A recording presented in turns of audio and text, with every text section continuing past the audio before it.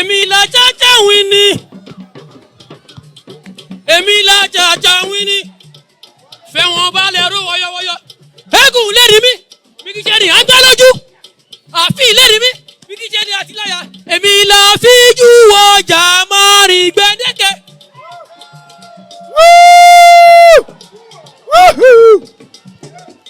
Àwọn ọ̀bùn ọjà wa pa ṣọṣọ.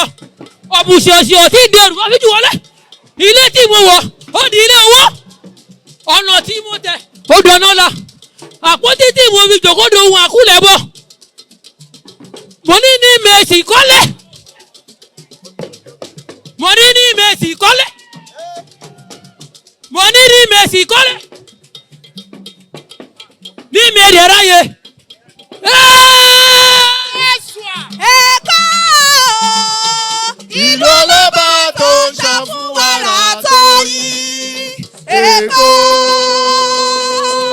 Èkó ìlú ọlọ́ba tó ń ṣàn fún wàrà tó yí. Èkó. Èkó àkété. Arómisálẹ̀ ẹgbẹ̀lẹ́gbẹ̀ àmọ́ra wa. Èkó ẹlẹ́yọ̀. Arómisálẹ̀ ẹgbẹ̀lẹ́gbẹ̀. Àwọn mi lọ síga. Ìgà ọba o.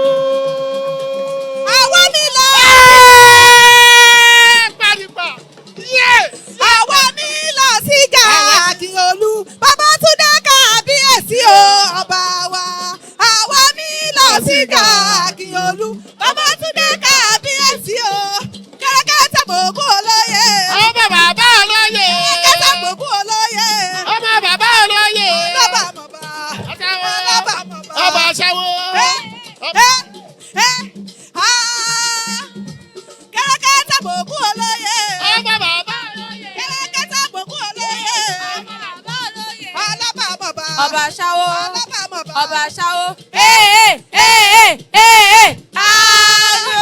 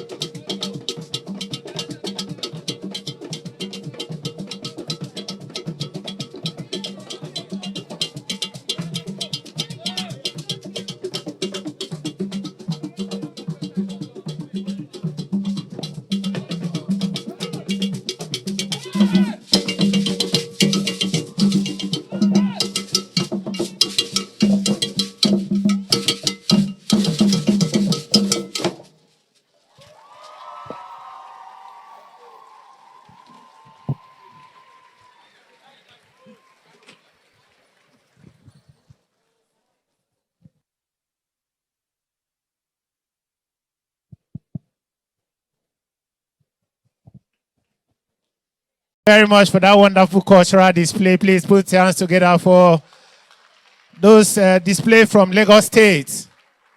Thank you. Your Excellencies,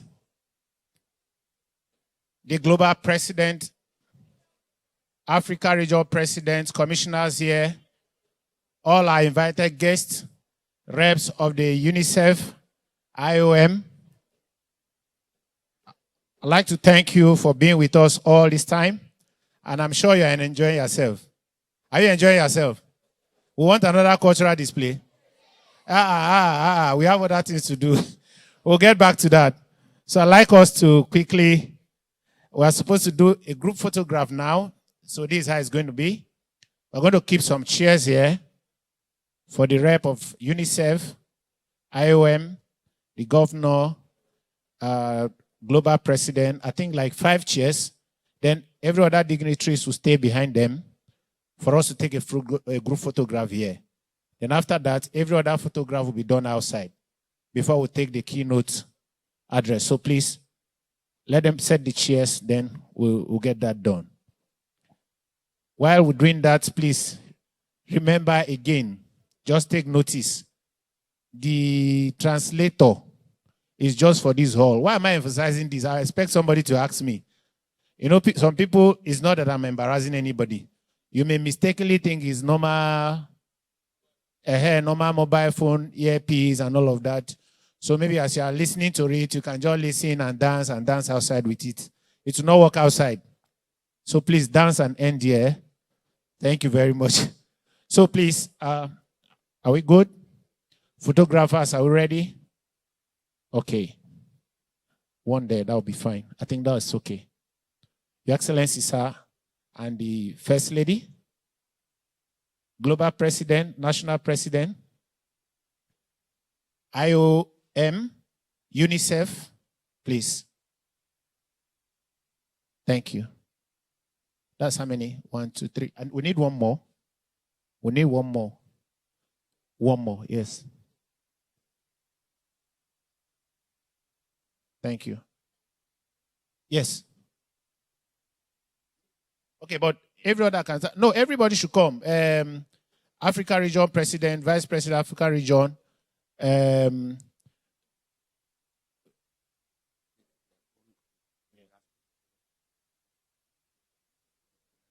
Okay.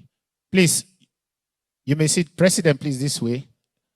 Okay, I think we still have. We need one seat. One more seat, please. One more. Okay, you sit, please. Thank you. Yes.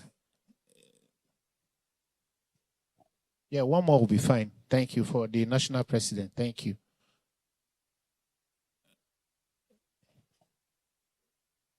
Please. Professor Dioro Ojwa. Professor, please. Can you sit, please, sir? Sit, please. Thank you, ma. Ma, please, can you sit down? Thank you. Sit, please. Sit, please, yes. Professor Mboto, Professor Wana.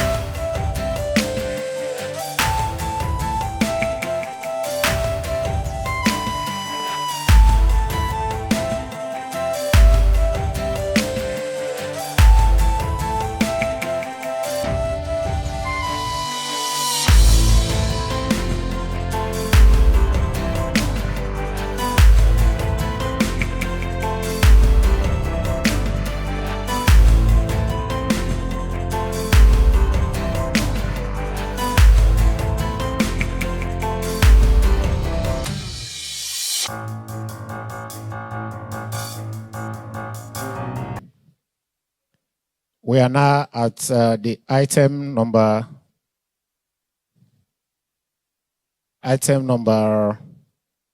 7, which is going to be, oh, you think item number 7, sir, why are you clapping? Item, okay, the Nigeria idea of item number 7, right? Okay, we'll soon get to that item number 7, right? Okay, please, we would like to take the keynote statement by the global president. After that, they will do that item. Yes, I understand that item. So please, may we have the keynote statement from the global president, Mr. Joachim Mumba. Please, may I announce the departure of the rep of the governor and the governor's wife.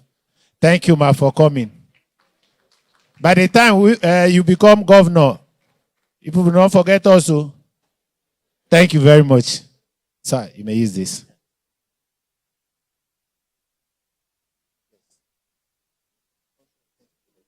Please, you are going to display the PowerPoints? Okay.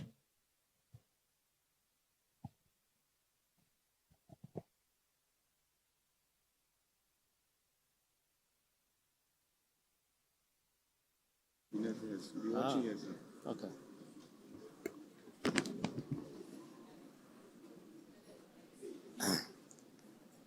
Thank you very much.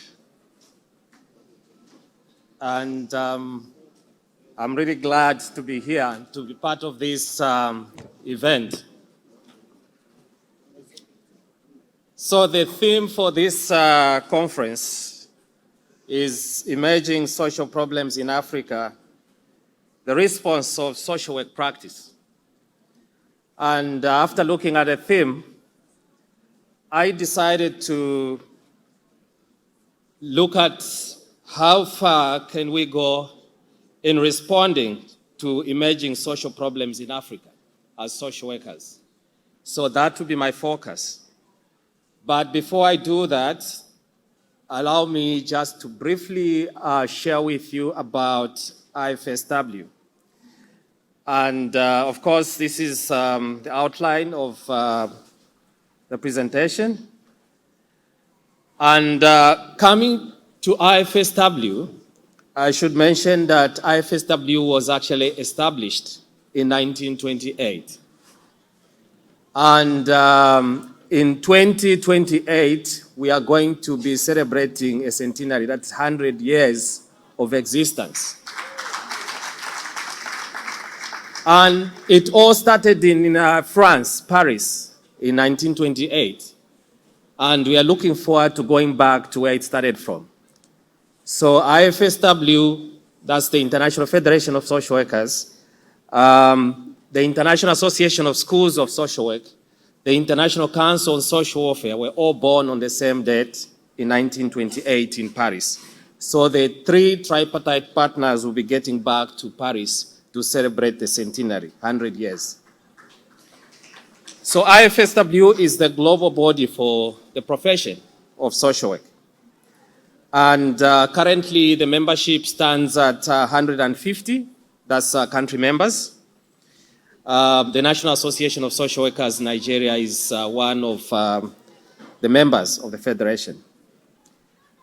And IFSW and its national members strive for social justice, human rights, and inclusive, sustainable social development through the promotion of social work-based practices and engagement in international cooperation.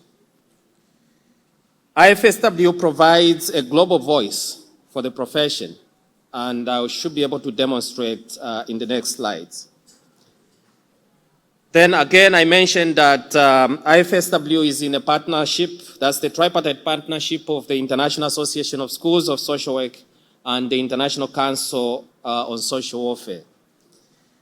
Then IFSW also has a special consultative status with the Economic and Social Council, ECOSOC, of the United Nations, and the United Nations Children's Fund, UNICEF, UNHCR, as well as the UNRIS. So in terms of how we are structured, We basically in 5 regions. So there is Africa region, which is headed by the regional vice president, the regional president and vice president. And then we have Asia Pacific region, and we have Europe, we have Latin America, we have North America. So all the regions are headed by the regional president and regional vice president. In terms of how we are structured, we have the General Assembly, which is actually made up of members. And then below that, we have the Executive Committee or the board for the Federation, which is led by the Global President. Then we also have the Secretary General, who is the CEO for the Federation. And then we also have the steering group, which is basically made up of the President, the Vice President, the Treasurer, and the Secretary General being an ex-official. Then we also have other staff at the Secretariat, which is based in Switzerland and Ramforden.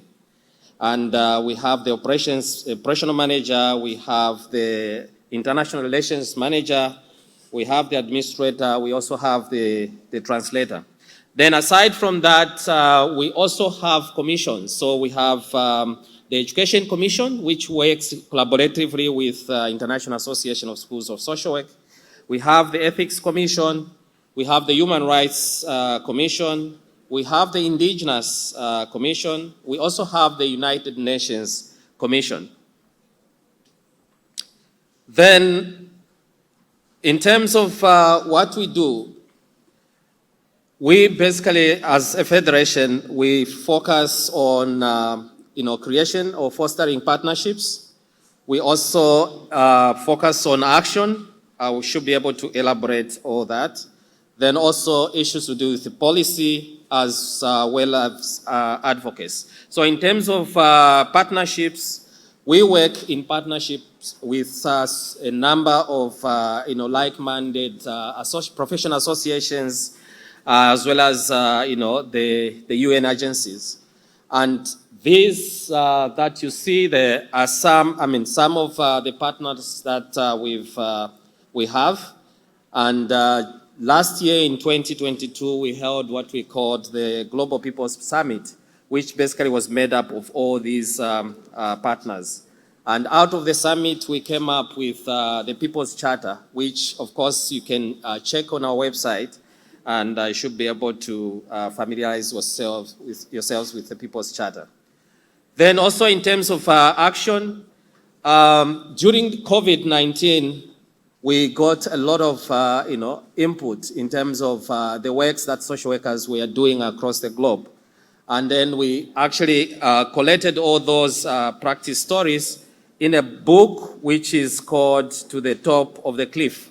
So you can download that book from our website and you learn about a lot of practice stories that social workers were able to share across the globe.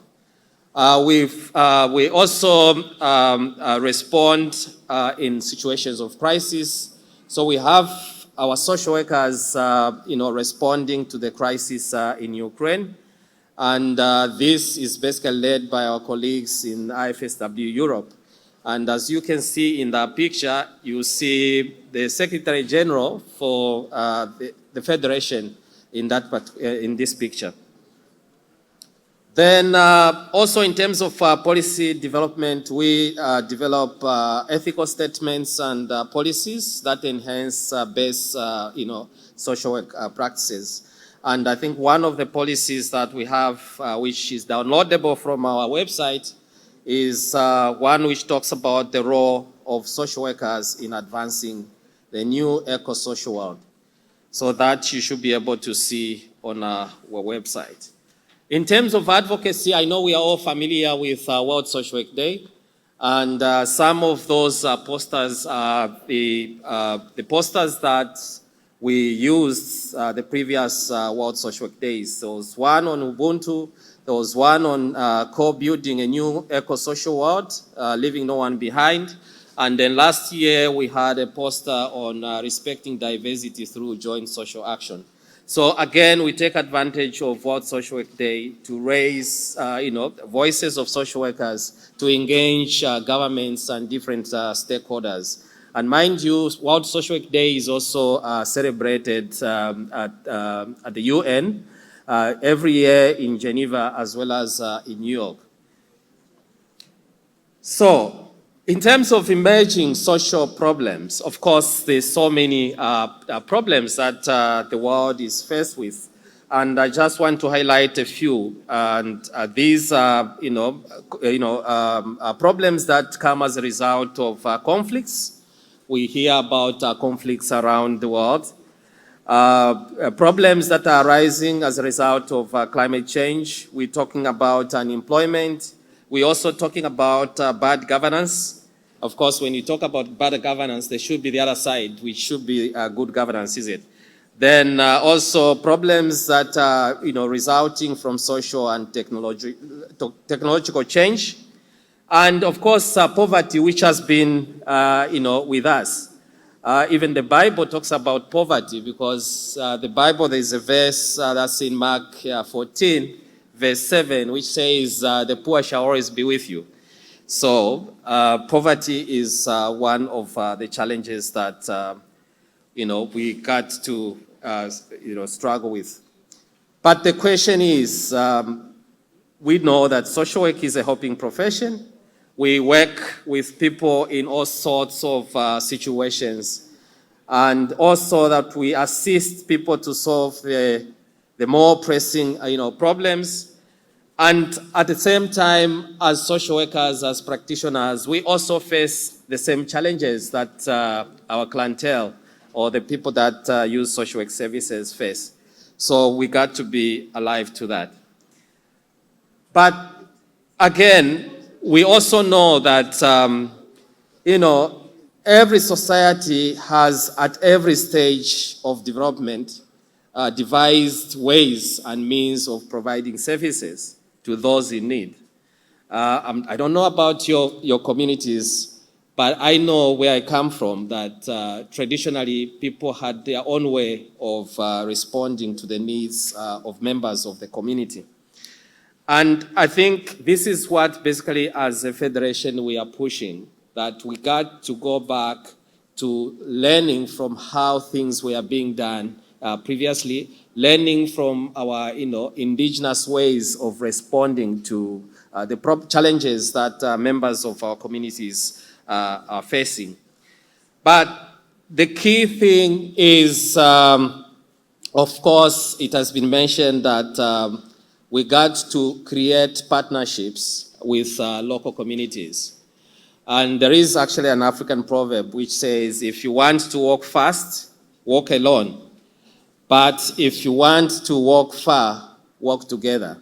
And I think this is a key lesson that we got to tap from as social workers to ensure that we work collaboratively with local communities, the people that, of course, experience the problems that we are intervening. We're also talking about ensuring that what is happening on the ground, what is happening at community level feeds in our responses as social workers. Again, I want to emphasize the aspect of relationships, and that relationships are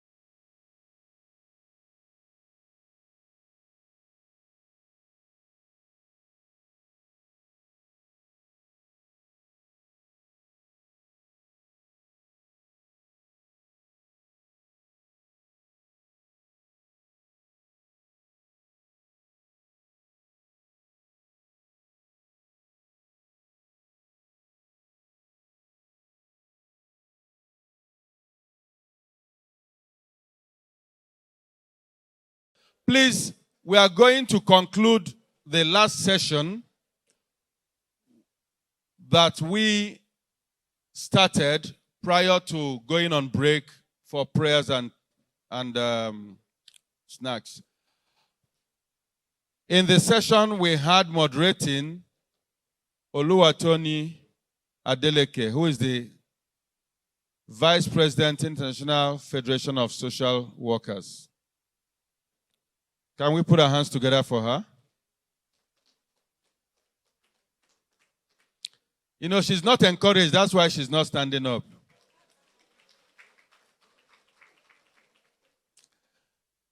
Then she's moderating the session. We've had a presentation from Ibrahim Sise, Chief Child Protection. And we are going to have two very quick interventions from two country offices.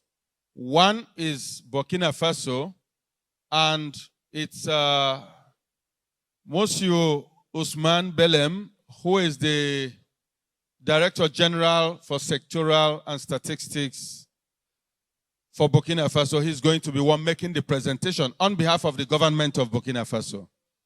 We also are going to listen to Irene Oluka, who is a child protection specialist with the Uganda country office of UNICEF. She is the desk officer responsible for supporting social service workforce strengthening. So she's also going to share with us the experience of Uganda in terms of strengthening the social service workforce. So we'll listen to their presentations and take notes, please. If there will be an opportunity for discussion, questions, and clarifications after the presentation. So if Osman is ready, may I inform you that his presentation is going to be in French. So you'll need to grab the headphones, tune to the appropriate channel, and be able to listen and understand what he's saying with respect to his presentation.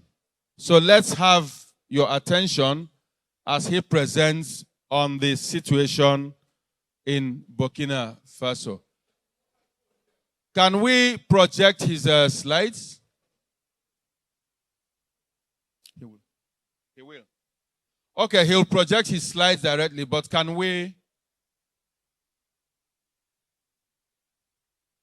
He can share his screen, but let's focus on him to come on the screen and be able to make the presentation.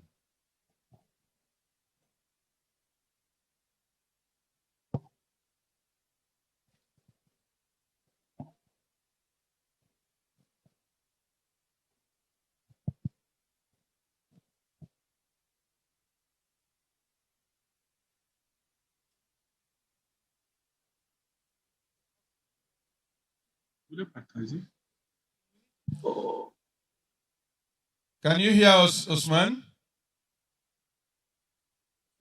Allô, bonsoir. Bonsoir, Monsieur Ousmane. Oui, bonsoir. Comment ça va? Bonsoir à tous les participants. Oui, je vous oui. entends. OK. Voilà. Donc, merci, Monsieur le Président. Bonsoir à tous les participants. Donc, le Burkina Faso est heureux de prendre part à cette conférence internationale des travailleurs sociaux qui se tient à Lagos.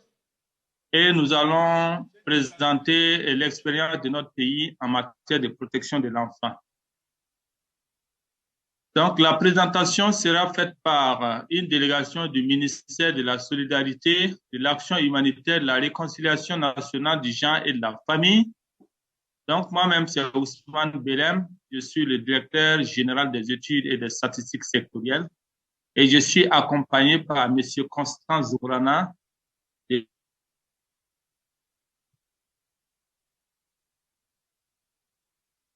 Sur 3 points essentiellement.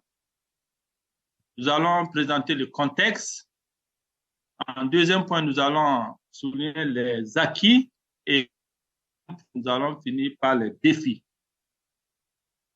rappelons le contexte pour dire que le Burkina Faso est confronté depuis 2015. Hello, Usman. Just a moment, Hello? please. You need to switch to channel 1 to listen in English. He's presenting in French, okay. so you need to change to channel 1 by the side, the ash-colored button by the side of your gadget, so that you then hear what he's saying being translated in English. Okay? Ok. D'aller doucement. Merci. Donc, le contexte est que depuis 2015, le Burkina Faso est confronté à une crise sécuritaire. Sorry, Usman, we cannot see your slide. Are you projecting your slide? We can only see some documents on the screen, but not the presentation.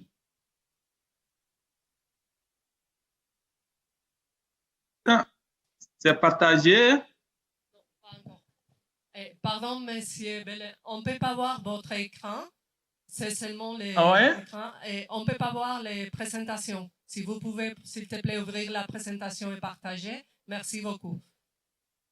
Et c'est bon? Aussi les vidéos pour vous voir. Non, pas encore. C'est bon pour le moment? Non. On voit seulement la liste des choses, mais pas les présentations. Excusez. Arrêtez les... Oui. Partager l'écran? Non, pas encore. Et vous pouvez commencer si vous voulez. Et si pas... Oui, maintenant, ça vient. C'est bon maintenant? Oui, c'est bon? Vient. Oui, merci beaucoup. Allez-y, merci beaucoup. C'est bon, ok, on peut avancer alors. Ok, donc j'étais sur le plan des contextes, des acquis et les défis. En 3 points. Donc, parlant du contexte, depuis 2015, notre pays est confronté à une crise sécuritaire qui a engendré une crise humanitaire sans précédent avec des impacts sur la population, notamment sur les femmes et les enfants. Actuellement, nous dénombrons plus de 2 millions de personnes déplacées internes au Burkina Faso, dont plus de la moitié sont des enfants. Les enfants déplacés internes estimés à environ 1 206 000. Il y a beaucoup d'enfants non accompagnés et séparés, environ 425. Il y a des enfants rencontrés lors des opérations de sécurisation du territoire, appelées EROS. Il y a aussi des enfants présumés victimes de traite, estimés à environ 1400. Il y a beaucoup d'enfants en situation de rue, environ 9300, dont 1700 sont des filles, et il y a des enfants en situation de mobilité à risque pris en charge également. Toujours le contexte, et compte tenu de la situation humanitaire difficile, il y a une présence dans la rue de nombreux enfants qui s'adonnent à la mendicité, soit estimé à environ 4226, soit 45% de l'effectif des acquis. Donc, suite à ce contexte peint en rouge, nous avons noté la signature d'un protocole d'accord sur le transfert et la prise en charge des enfants rencontrés lors des opérations de sécurisation du territoire. Et ce protocole, c'est entre le Burkina Faso et le système des Nations Unies. C'était en septembre 2022. Il y a eu également l'élaboration d'un manuel de prise en charge de ces enfants à l'usage des travailleurs sociaux. Il y a eu également la révision du guide de gestion des cas en 2020 pour la prise en compte des problèmes de protection émergents en lien avec le contexte d'insécurité. Toujours au niveau des acquis, il y a la mise en place des réseaux de protection de l'enfant. Le Burkina Faso compte 45 provinces et toutes les 45 provinces ont des réseaux provinciaux de protection de l'enfant. Au niveau communal, il y a environ 80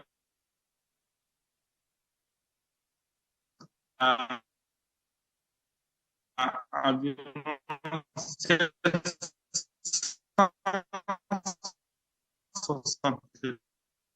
place des réseaux transfrontaliers de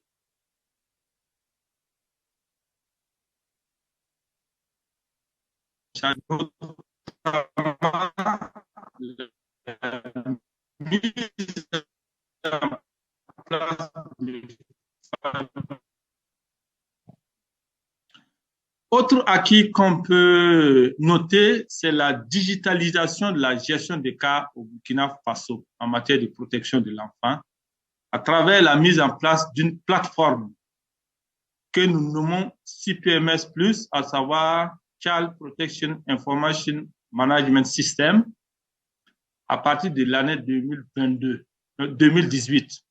Et en 2018, c'était une version 1.6. Ensuite, nous avons travaillé sur cette version pour passer à 1.7. Et actuellement, nous utilisons la version 2.0 du CPMS+.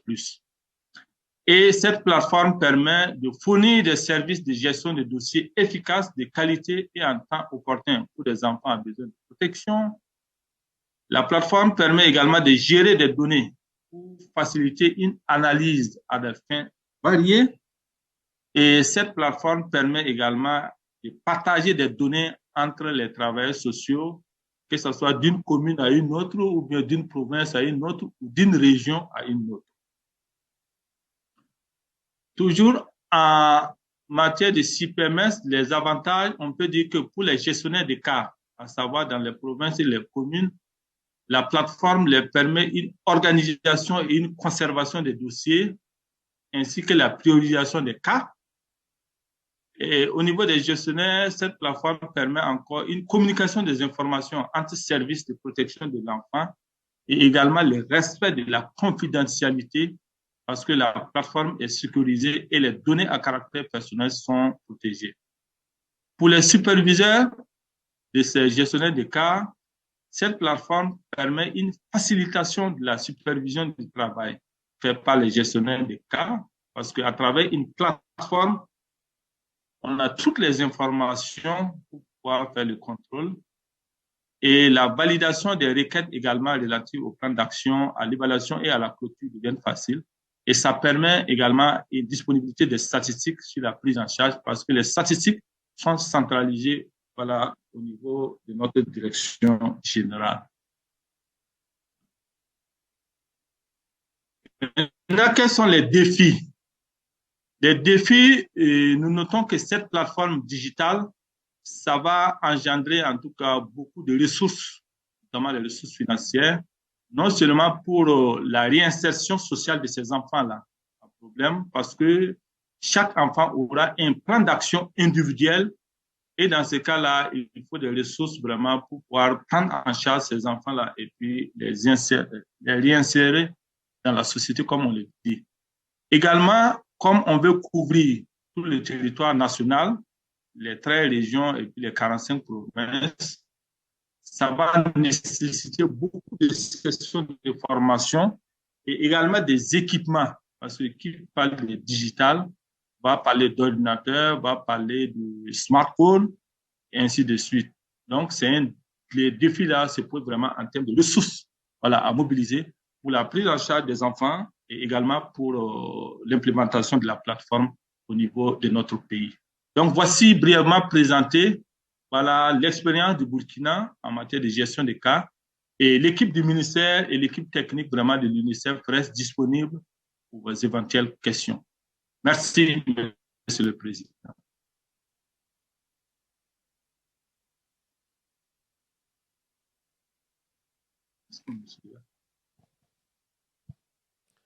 Merci, Monsieur Ousmane.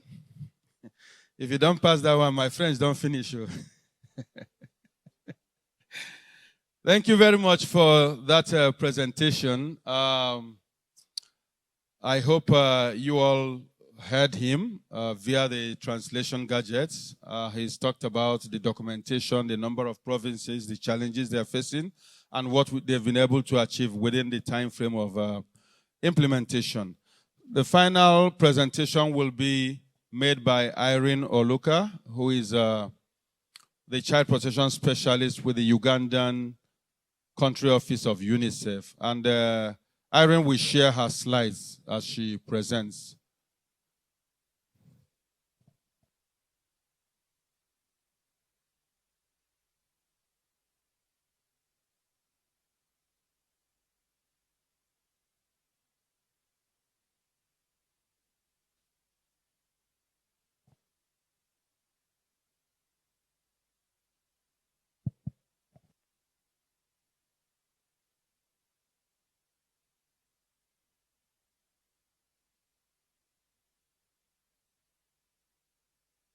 Remember to get ready with your questions or comments immediately after her presentation. Irene, can you hear us?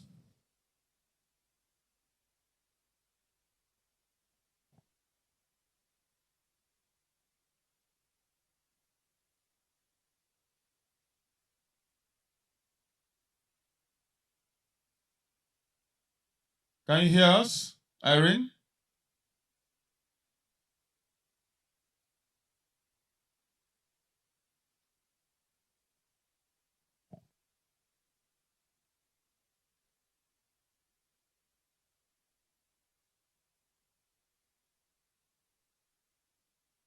Hello, are you able to hear me?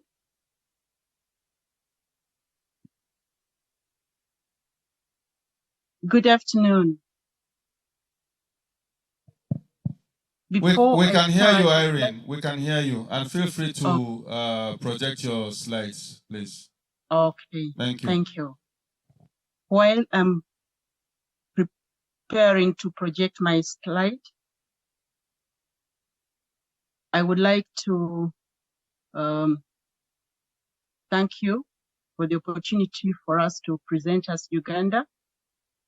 And as already introduced, I'm Irene from Uganda Country Office and a focal person for social service workforce strengthening. For purposes of saving time, I would like to go straight to the gist of the presentation, which to a great extent addresses the questions which were asked by Hugh. But for purposes of just running you through the preliminary slides, my presentation is on strengthening the social service workforce, mainly presenting the journey from Ugandan perspective and the objectives, just to share knowledge. Discussions will influence policy. In terms of the mandate of UNICEF and in the perspective of social service workforce, we recognize that child protection cannot be achieved without a strong social service workforce at the country level. We've walked a long journey from 2013, when we did a mapping on existing child protection systems, which revealed the need to strengthen the social service workforce. We had a symposium, which also highlighted a weak social service workforce at the time and the need to strengthen, and that was by 2018. By 2015, Uganda developed a social protection policy, which formed a platform for the subsequent normative framework that we developed. In 2019, Uganda hosted an International Federation of Social Workers conference, and this conference, at the end of it, there was a communique where UNICEF made a very strong commitment to support the workforce. In 2019, we were able to do a functional review specifically looking at the government social service workforce in relation to child protection. There were also issue papers which were presented to really give a justification for strengthening the workforce. My presentation is also based on the strategies for strengthening the workforce, which is aligning with the strategic direction of planning, developing, and supporting the workforce. In regard to planning the workforce, there have been a number of gaps and challenges which Uganda has tried to address. One of them is the legal and policy framework for the workforce. And what Uganda has done is to clarify the roles, functions, competencies for the workforce. And these are embedded within the existing legislative and policy framework related to child protection, social protection, regulations, and others. This is, in a way, an effort to make sure that the normative framework is firm and able to address issues of the workforce. There are also gaps and challenges related to the regulatory framework. We are glad to associate with Nigeria to learn from you the process that you took to achieve the law on certification, licensing, and accreditation for the workforce. We are still not very far, but we've started the process. So far, we have developed a framework for strengthening the social service workforce and also the social care and support framework, which key documents seeking to operationalize the existing social protection policy. And we're building partnerships with other line ministries like the Ministry of Health, Education, Justice, including academia and the social work associations, to see to it that we walk the same journey in the process of generating evidence that will deliver us to have the regulatory framework in place. There are also gaps in relation to human resource planning. Although we've not yet undertaken a comprehensive assessment on the appropriate ratios of different roles, as we could hear from Hugh's presentation, I think this is a very critical engagement. And what we've done so far, like I said previously, is to have a functional review that gave us some highlights of the human resource situation. There were also countrywide consultations during the process of developing both frameworks for social care and support and social service workforce strengthening. Those consultations also provided evidence on the current status of human resource planning gaps. So we're continuing to build our alliances and networks with within country, but also with support from our regional offices like NASoW. We are currently planning to kickstart a process of developing ratios and costing for the social service workforce. We plan to start an introductory meeting this year. Additionally, there are gaps related to the functional structure. For example, in Uganda,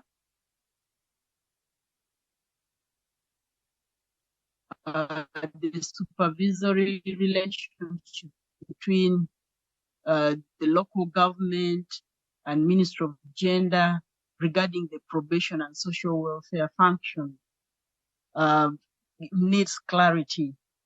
Although in our normative provides for both functions, and realistically, this is a big challenge, poor delivery of resources, because even the probation function is present at national level and also district level. But at the lower level, where families, children, communities are, we don't have that function. So an assessment, UNICEF supported an assessment which was conducted, and that assessment has highlighted these realities in execution of both functions by one officer. And conversations are still going on around the table to decide the way forward. However, in the interim, we're also lobbying with the government to deploy a pilot positions of the social welfare officers at the sub-county level to fill in the gap while we continue with advocacy on the structure. There are also gaps in relation to the structural challenges, especially with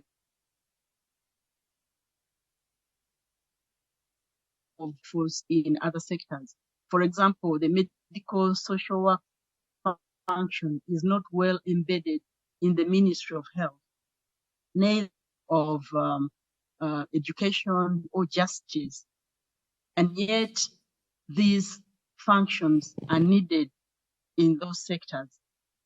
Currently, the health sector has got social medical workers, but who sets the standards for delivery of these services in the health sector?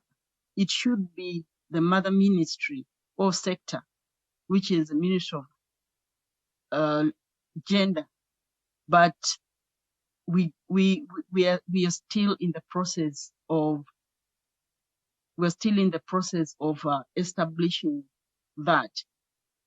Even in the justice sector, we have social workers working with correctional centers. Even the police, they have some social workers they're working with, but the standards for delivery of services in those sectors. So this is a very big gap. However, what we've done in the interim is in the development of the social care and support framework, minimum services for each sector were identified, and we hope to use that. Meanwhile, we're continuing with advocacy. We're also having challenges with coordination, especially the workforce planning, which was not integrated in the district development plans.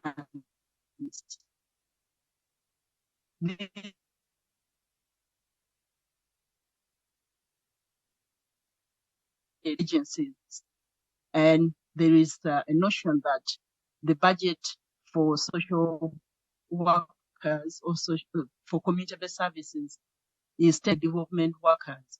So in most cases, social work-related issues are not prominent in the district development plans. So what we've done is to strengthen coordination mechanisms at the national, district, and sub-county level to ensure that the capacity of the key stakeholders at those various levels is enhanced, so that key decisions are made around strengthening the workforce. Issues of protection are identified at that level and embedded in the work plan. Irene, you have about 3 minutes left.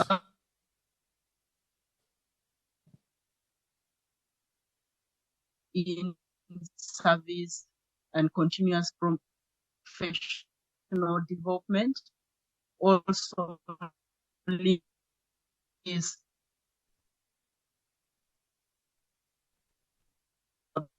by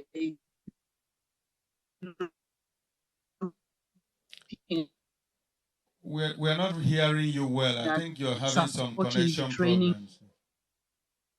Oh. So you may want to sorry. just summarize and round up so that. Oh, okay.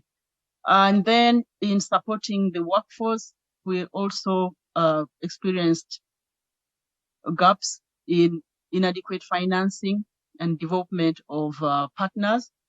So what Uganda has done is to regulate, to have regular budget briefs, also support supervision of the technical staff and building partnerships still. So finally, there are lots of opportunities that we can benefit from.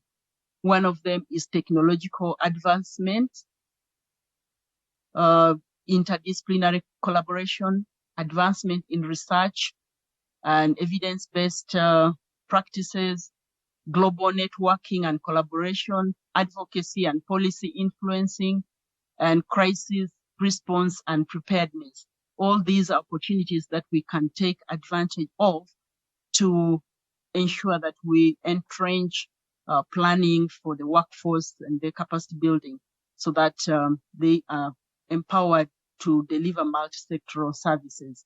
I thank you.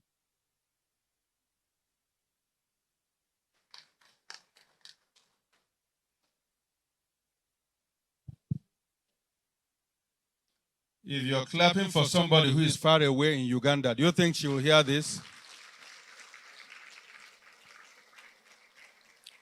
That's more like it. Thank you very much. Now we've had the setting the tone by the IFSW African president. We've listened to Hugh Salmon, who has looked at the framework for strengthening social service workforce, looking at the planning, the development, and the support for social service workforce. We've then had an opportunity to listen to 3 different country contexts: Nigeria, Uganda, and of course, Burkina Faso. Now is the time for discussions. If you have any question, you raise your hand. You will then indicate to whom the question is directed. We'll just take a few to be able to go into the other things. But before I do that, let me invite the moderator. You know, sometimes you get carried away.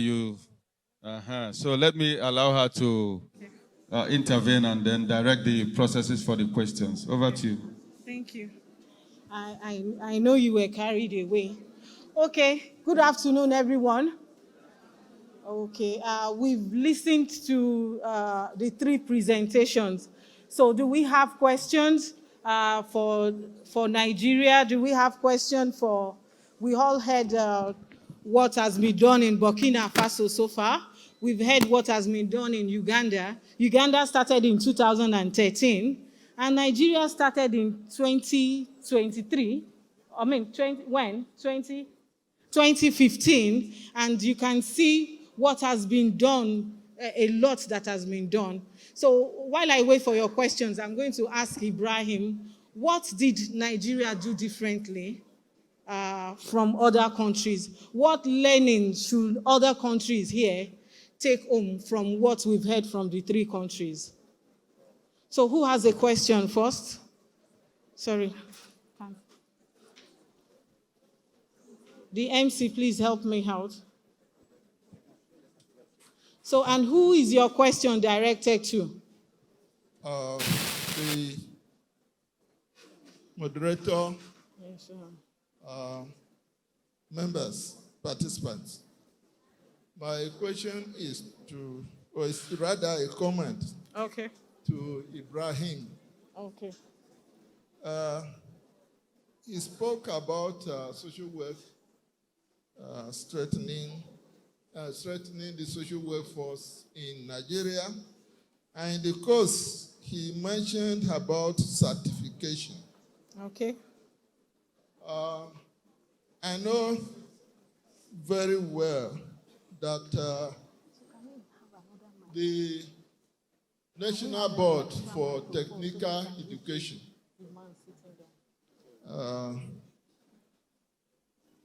has been trying in the area of certifying people for the national diploma and for the higher national diploma in 3 areas. Yeah, I can give it to her. Thank you. They have been doing resource verification and also accreditation of programs. Also, the National Universities Commission started with an undergraduate curriculum that has been unified. So any university that is offering a degree program that is different from the one approved by National Universities Commission is doing a wrong thing. And that is for all undergraduate programs. At the postgraduate level also, I can say with authority that they have also developed a unified curriculum for postgraduate diploma, for MSc, for PhD. Then the Training for Health Support Initiative also worked with National Board for Technical Education and some professors nominated by National Universities Commission to develop a curriculum for certification for auxiliary social work. And I know very well that UNICEF participated in that when it was being developed. Having said that, I recognize the fact that we have problems. And the problem is in the area of teaching and practice. I can say that we have 4 categories of people. Please round up, sir. Please yes, try it's to very round important. Up. Okay. Please. We have 4 categories. The first category is those who are qualified. They have certificate of qualification obtained from programs approved by NBT and NUC. We have those that are qualified. When they are allocated courses, they have problem of teaching. They don't teach properly. We have those that are qualified. They know how to teach, and they have been doing that effectively. So the problem we have is with those that have certificate of qualification but don't teach properly. And NUC does not send people to conduct quality assurance. It is left to directorates of academic planning and adopt whether this is being done effectively. Then we have those that are not qualified. Of course, some have learned it through self-teaching, and they have been doing the job very well. But there are others that don't have certificate of qualification, and they have been teaching rubbish. Yet there's problem of quality assurance. And I think if we are to make efforts, we need to address this aspect of quality assurance. Thank you very much. Okay. Thank you very much, sir. Do we take other questions before you respond? Do we have any other person that has a question? Thank you. Please make it brief. Yes, no, it's very brief. Yes, sir. Permit me to stand on the existing protocol so that I don't waste time. Yeah. My comments is on the last presenter. Okay. The Uganda, strengthening the work silence. I have seen that. I don't know whether it may be inadequate to say what is the social work in the presentation? Because she outlined strategies. And when I expect that I will benefit from the strategies. Yes. When I expect that I will benefit from the strategies for strengthening the service of the social work. She outlined it, and I did not see her contribution or his own contribution. And continue to outline it, even in the gap and the functional. He said it's yet to be done. So at the end of the day, this work, what is the social work in it, and what is the strengthening? What has actually this work done to improve the strengthening that we're talking about? Thank you very much. Okay. Okay. So that your question is for the Uganda presenter. Okay. So, okay, let's take other questions here. I think maybe the questions should be projected online. The question should be projected so that she can respond. And when she's ready to respond, we'll take that. So do we have anybody else with any question here? Okay. Yes. All protocol duly observed. Okay. Currently, I'm operating within the political sector. Oh, okay. And I'm grateful to one of the speakers that said social work is political. Sir, I want to find out, you talked about the fact that we are going to have a council that will be regulating our activities and all that pertain to social work.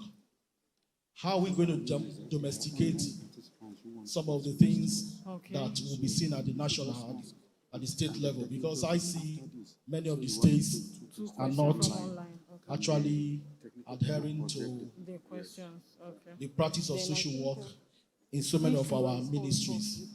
For example, I have some of us here from the Ministry of Women Affairs in Delta State. They are being subjugated. People who never had anything to do with social work are the ones who are directors and managing. They are just second fiddle. Oh, okay. So, sir, we talk about, I'm aware that the Child Rights Act has been passed, yet many states have refused to domesticate it. So what's the assurance you are giving us that once the council comes on board, that states will follow suit in domesticating the act? Thank you, sir. Thank you very much. We have online participants. Can we take 2 questions from the participants online? Can the technical team project if we have 2 participants that have questions to ask? While I call on Ibrahim to respond, there are a lot of questions for you already. Okay. Online, okay, so we have 2.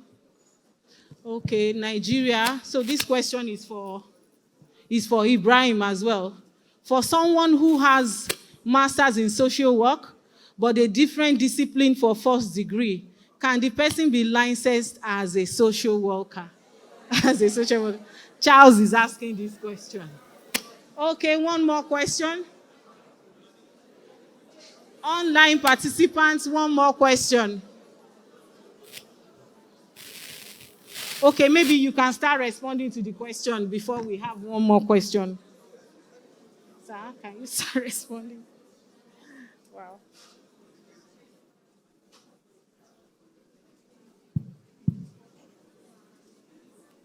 Thank you so much.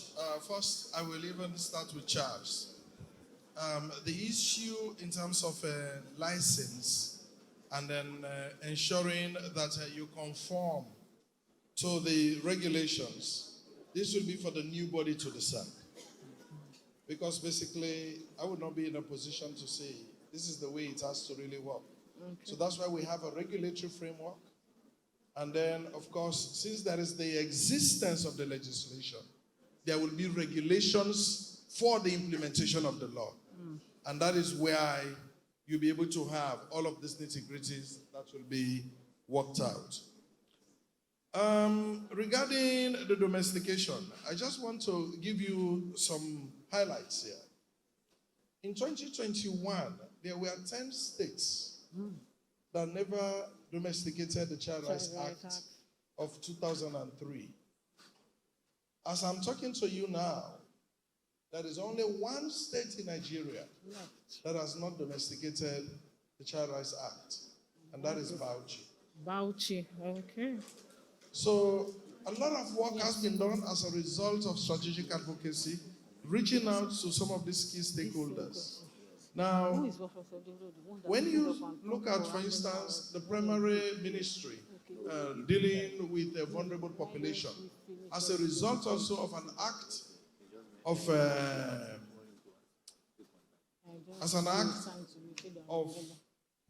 the Federation, I'm talking specifically here the Ministry of Women Affairs. In the absence of a law, and then in the absence of a regulatory framework, obviously so many things could happen. Now, let me give you this gist. If you look at the investment, I'm even talking in terms of money, for this particular act to go through, I would really like to recognize the contribution and even the attribution of Dame Pauline Tallen, who was then the minister. The former minister. She really pushed it hard in terms of making sure it even became an executive bill working with the Federal Ministry of Humanitarian Affairs. But her contribution in terms of reforms were very meaningful. Now, even at the current status, the ministry too is also undergoing some level of reforms at the federal level. 3 weeks ago, there was a meeting wherein you had all the state commissioners for women affairs. They had a meeting in Abuja, and I was also there in that meeting, wherein they are now looking at a new landscape, what can they really do different, rather than the status quo continuing. And they've come up with an agenda based upon the statutory responsibilities that have been handed over to the minister through the new administration in terms of those reforms. So I would not say let's wait and see. It is also part of our strategic advocacy and also part of our responsibility as citizenry within the social work domain and how we should really make sure this really works out. Okay. So the other element which, Prof, you mentioned is well acknowledged. And I think that is a salient contribution you've made. So in a sense, it is not like in the form of a question, but just affirming and putting heads up, just to see what best we could really do. On your question concerning... What did you do differently? In terms of doing differently, I will really give you a sort of a 4-point agenda. Wow. One, you should really harness the power of partnership. How do we harness the power of partnership? Number one, the ministries have got the statutory responsibility as a result of law. They should be able to implement ABC. But they themselves, you leave them alone, then obviously they will not be able to really do this. Okay. So this is where you see that the co-creation with regards to having a regulatory framework and then making sure the investments we have done, like the ones I enumerated, was based upon, one, a defined work plan between relevant stakeholders, the financing of that particular work plan, and making sure it works. The second is evidence to identify gaps and opportunities, resources and assets that we have. When it comes in terms of the assessments that I've mentioned in 2022, and then later ended up in 2023, wherein Maastricht International was able to really help those efforts of government, I think that has been commendable. The third is the political commitment and accountability. Okay. Political commitment and accountability. Because if you only leave it to the politicians, they will talk you the sweets. But then when you really peg it with regards to also based upon their performance and further in terms of work that should be done, they sit up straight. Because when the issue came up wherein there was the National Technical Committee, I think the president knows about this, we brought all the various entities into one. And that really helped us a lot in terms of putting pressure where it's due and then making sure it works in terms of the legal framework. The harmonization and standardization of tools for social work, it was never an easy process. Also, accountability really helped us, and then that commitment came in. The last but not the least, I would practically say, is coordination and resource allocation. Okay. If you don't have all of these 5 ingredients, certain times it's a bit problematic. So those were the 5 key elements that we were able to really put together and then to really take the pace at which we've done. And I do hope, under your lead, now the new council coming up, it's better to also galvanize the membership and then making sure there is one unity, working in a solid force to ensure that you reach out, not just to the Ministry of Women Affairs and Humanitarian. The needle has really pointed now where? To the Ministry of Health. And the Minister of Health, if we don't know this, he is the responsible minister to coordinate all social services within the Bola Tinubu government. Oh. So he has enormous power. So how can we really make sure we leverage with him? Where in social work or social welfare is now under his own ministry, and these other ones should also work alongside with them, rather than we create parallel processes, which will also jeopardize the gains that you've made. Thank you. Thank you very much. One key thing I've learned from what he said is political commitments, accountability, and resources allocation.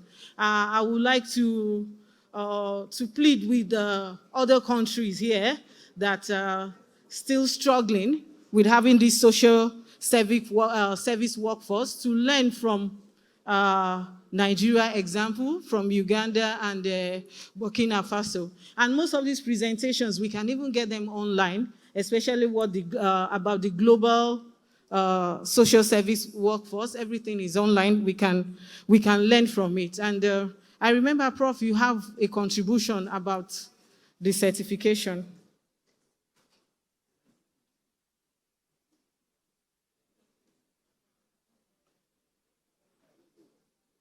Just 1 minute, sir, so that we can round up.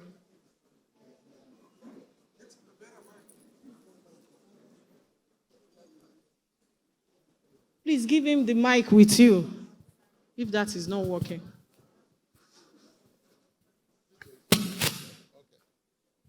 Thank you, Chair. 1 minute, sir. The whole essence of registration and licensing being based on knowledge is that the individual must possess adequate knowledge before the person is registered and licensed. The NUC unified the curriculum in 2017, and the basic entry qualification was reviewed into various programs for postgraduate diploma and for masters. For masters, I can remember very well that the entry requirement is Bachelor of Social Work, postgraduate diploma in social work. So now that we have a unified program with qualification clearly stated, it means that only those that obtained the MSW before 2017 can now be registered by the council. If after that you went and bypassed first degree and postgraduate diploma, to get MSW, you will find it difficult getting registered because you did not have the minimum entry requirement into MSW. And I think universities need to be very, very careful admitting people just like that. And those that go for resource verification and accreditation are supposed to be guided by this. Those that NUC send them for accreditation. Thank you. Thank you very much, Prof. We have a question for the presenter in Uganda. Okay, there's another online, a question from an online participant. And the question is also for Uganda. For Uganda, what actual strategies are they doing to ensure that the social service workforce is strengthened apart from advocating for legislation? And this is from Kumalo. Do we have the Uganda presenter online to respond to this? Thank you very much for the question. From the participant, Professor Kumalo, I think the perspective from which the presentation is prepared is mainly looking at the system strengthening perspective, which is mainly focusing on the normative framework. And that's why the presentation dwelled so much on the legal and policy framework engagements. For example, the presentation dwelt on what has been done to embed the roles, the functions, and responsibilities of the workforce in the existing legal and legislative framework as part of ensuring that there is a supportive or enabling environment when the workforce capacity is built. The whole point is taking steps towards having in place a law for licensing, accreditation of the workforce. I think what we are doing in Uganda is mainly to build, we're building the ship while sailing. Also, I think I had a challenge of racing after time, but in one of the slides where I talked about supporting the workforce, where we're supporting with technical support to the line ministries to provide supervision and also budget support to the workforce to deliver multi-sectoral services. A lot of work is done in facilitating the workforce to deliver multi-sectoral services. Unfortunately, I was conscious about time, and that's why the presentation was more skewed on the normative framework. But I appreciate your question, and that I think will help me to, even after this workshop, after this conference, to build that perspective in this presentation so that we'll be able to share a more detailed presentation on what Uganda is doing. Thank you very much. Thank you, Irene. And don't you think the presenters deserve a round of applause? They have done very well. And for me, I can see there is a great future for social workers. We all should be happy. Are you not happy? We all should be happy, especially we are going to have a title very soon. Thank you. We appreciate Ibrahim. We appreciate the presenters from Uganda, from Burkina Faso. Thank you very much. Okay, he said you should wait. Thank you, sir. I'm not waiting for anything.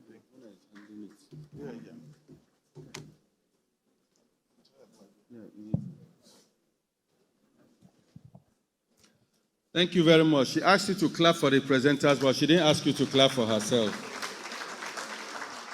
Thank you, Madam Vice President. Before she stepped down, she asked a question.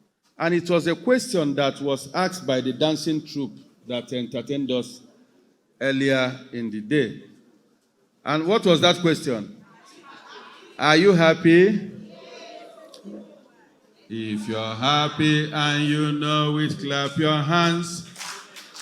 If you're happy and you know it, clap your hands. If you're happy and you know and you really want to show, if you're happy and you know it, clap your hands. If you're happy and you know it, stamp your feet. If you're happy and you know it, stamp your feet. If you're happy and you know and you really want to show, if you're happy and you know it, say hooray! Hooray! Thank you very much. I saw a few people who were almost dozing, but with this small energizer, people are now wide awake. And it's interesting because you need to be awake to listen to the final session for today. And that is a session that has to do with one of the most vulnerable populations that social workers have to deal with. And that's who? Children. Thank you very much. So without wasting time, may I invite the moderator of the panel, Mona Aika, who is a CP manager with UNICEF. Can you put our hands for her, please? She's closely followed by Nicola Brand, who is a child protection specialist with the East and South Africa Regional Office based in Nairobi.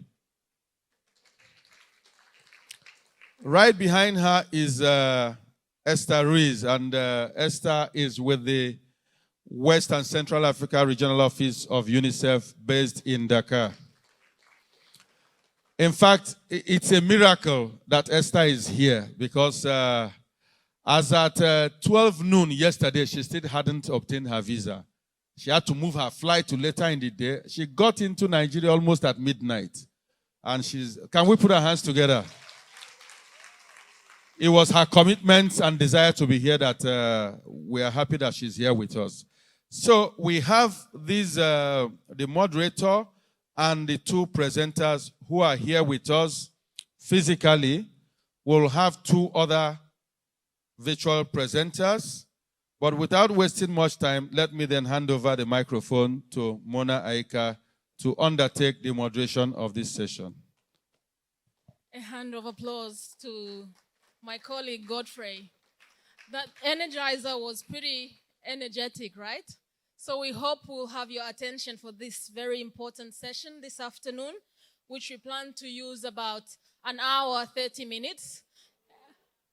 It's going to be interesting, trust me. So without further ado, let me introduce the topic, the sub-theme for this discussion. It's going to be on the role of social service workforce in protecting children from child protection concerns. I'm not going to break that down, but as the speakers come on board, they will let us know. And as Godwin has already introduced, we have two panelists with us, colleagues from UNICEF East and Southern Africa Regional Office, Nicola and Esther from West and Central Africa. But then we also have a few other panelists online. And if you're online, please switch on your video so that we get to see you and you give us a wave as I introduce you. The first panelist online that I'll ask to speak after the ones here in person will be a colleague from Zambia who is going to talk to us about the public finance element of the workforce. We'll have Susan Mwiche Musonda. She's the principal planning officer under the policy unit and in the Ministry of Community Development and Social Service. Susan, if you're online, please switch on your video and give us a wave. Following Susan, we're going to have another colleague, Kerry Neal. I hope Kerry is online.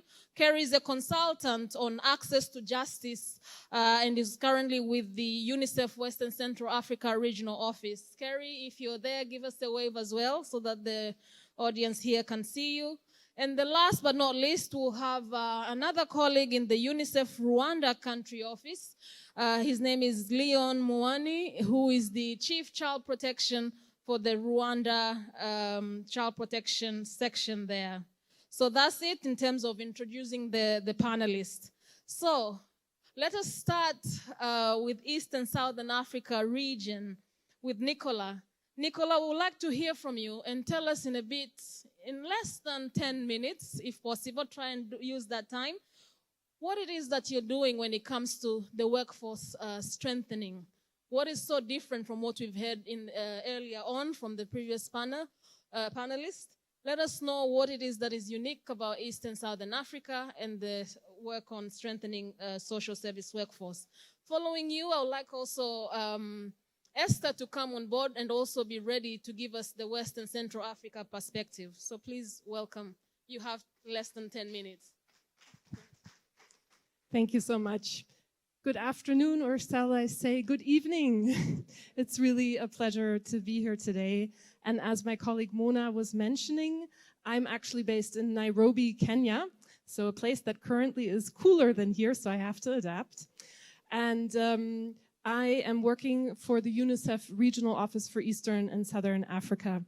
But Esther and I, Esther, who is based in our regional office for Western and Central Africa, we discussed a bit, and I'm going to share some reflections that also present the challenges that we see in both regions. How do I move forward? Okay. Wonderful. And I'm aware of the 10-minute mark, so I will certainly adhere to that.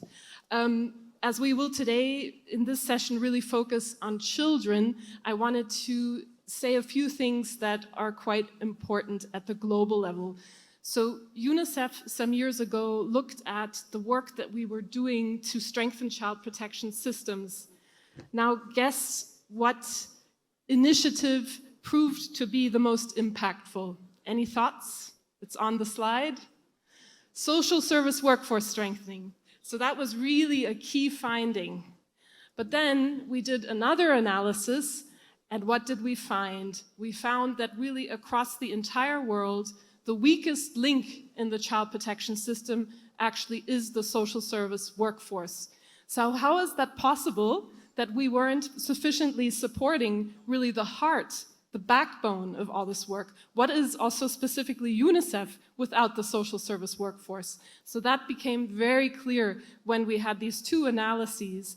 And also just briefly again on the global level, when we think of these really high-level commitments, the Sustainable Development Goals, and how violence against children is really critical in these goals, there's no question that we can't achieve the SDGs without a really strong social service workforce. So just to explain a bit also for UNICEF why this is something that we really prioritize and are focusing on.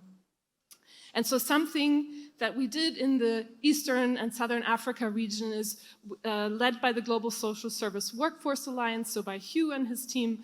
We did a quick analysis of where we are in the region in terms of the quality assurance of the social service workforce. And the findings are very similar to what colleagues in the Wakar region found. So we see that this really critical piece is actually significantly under-resourced, understaffed, and under-supported.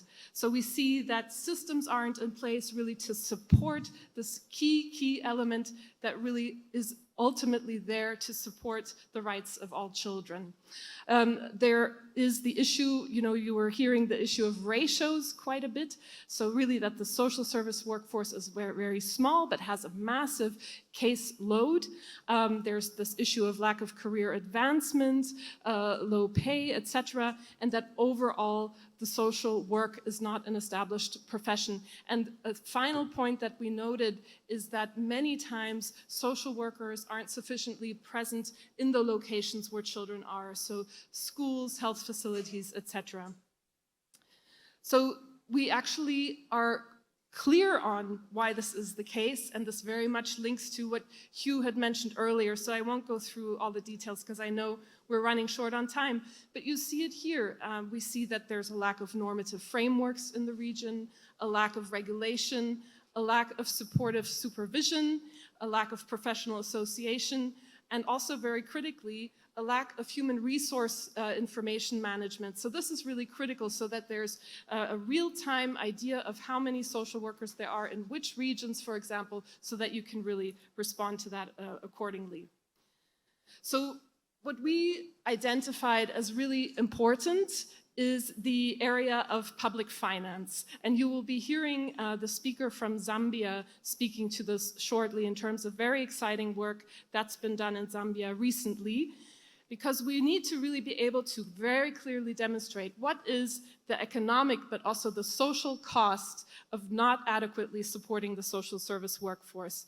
And with that, to then really build an investment case and show what is needed in order to really adequately support the social service workforce. The other area is the acceleration of the professionalization of the social service workforce. Again, you know, these 4 key areas that we discussed already today, so I will skip those a bit. I do want to say something on case management. So one of the key findings that we saw that we also know are true for the region here is that there's really a need to strengthen country and cross-country integrated case management. This also relates to cross-border case management situations, so really having solid MOUs between countries so this can be done correctly, and you will shortly also be hearing from a colleague who will be speaking on children in the context of migration and strengthening the social service workforce. There's a very important issue of data. We really need to strengthen child protection information management systems because that also helps us obtain much better administrative data on child protection. And finally, we also have to build the capacity of the social service workforce to really implement harmonized case management and for government to also really properly coordinate nationally and subnationally. So I will end just with a few reflections on what we are doing and what we're planning to do at the regional level for Eastern and Southern Africa region. Hugh mentioned it earlier today. We've done this assessment that we will be publishing, looking at where we are in the region in terms of quality assurance, which also includes some guidance.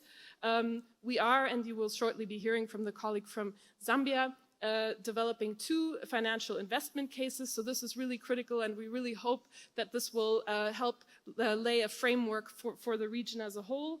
We will be doing some work to really analyze child protection information management systems and also develop some guidance notes.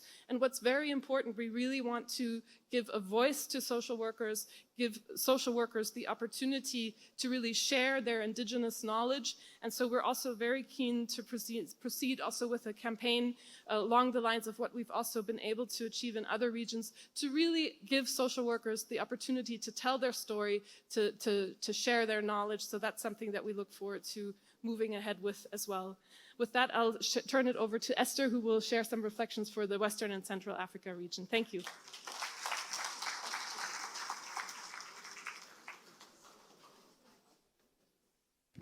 Good afternoon, and thanks a lot for the organizers for having us here today, and thanks a lot to all of you for remaining here today.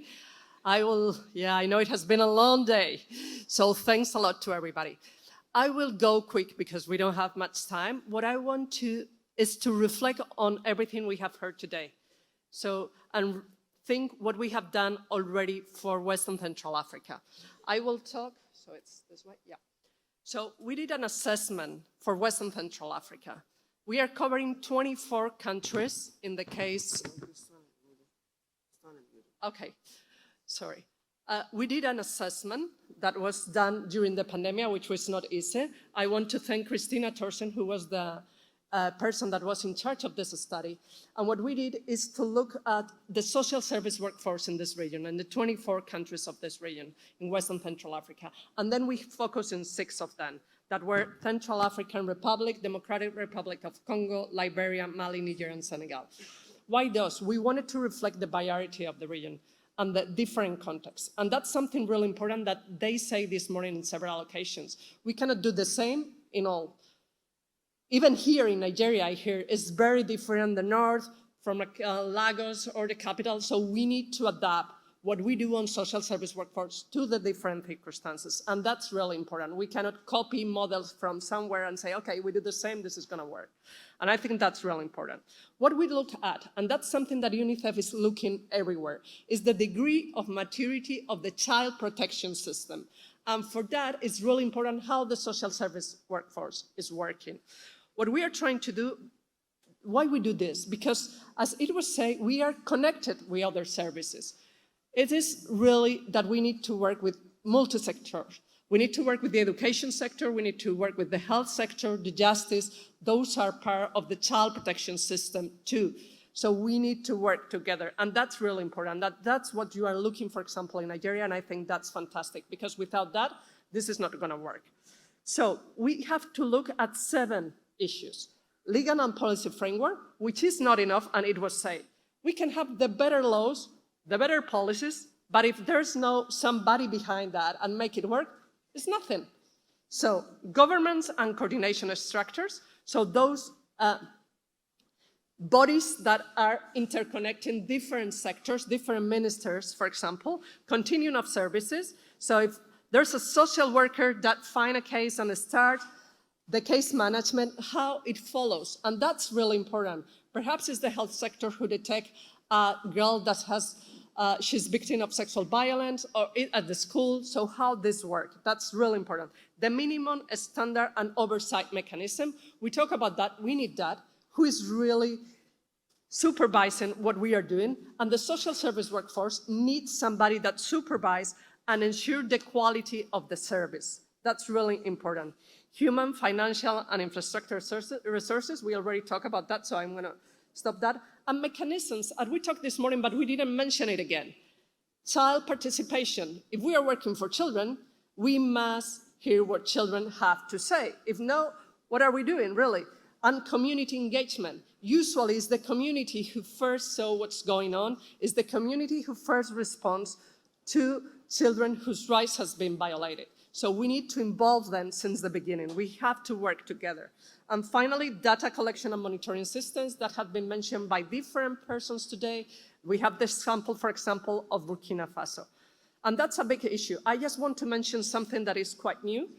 Probably some of you are aware. This year, it was approved the International Classification of Violence Against Children in March this year.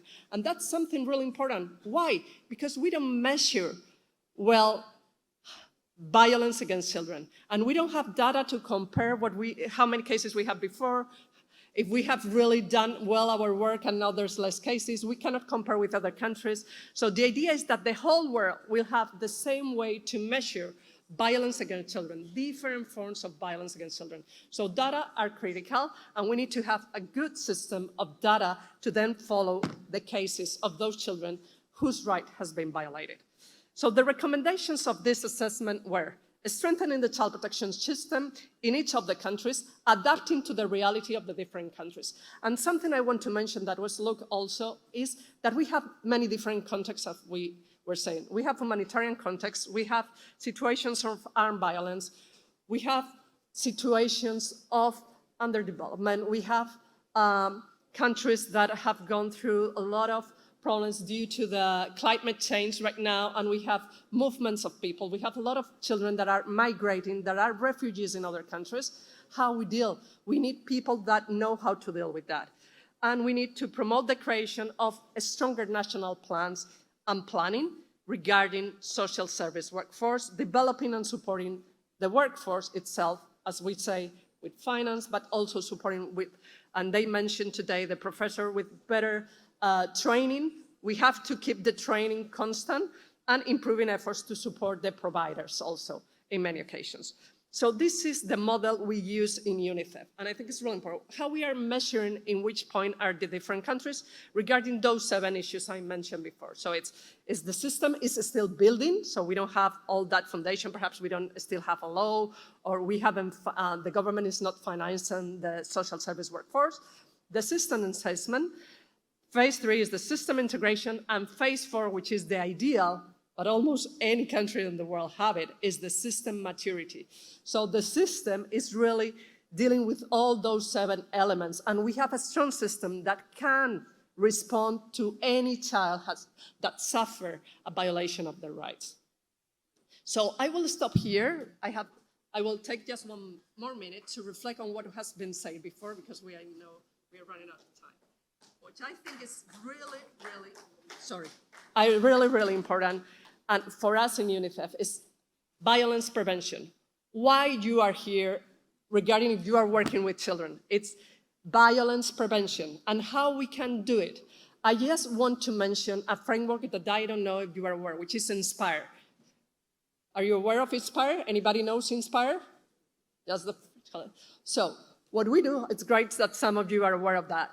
We try to use 7 strategies to end violence against children that are related also to those strategies that we were talking regarding the social service workforce and the strengthening of the system. Because we talk about low implementation and enforcement regarding child violence. We talk about norms and values that were mentioned at some point today. We need to change. If there are norms in the country that are,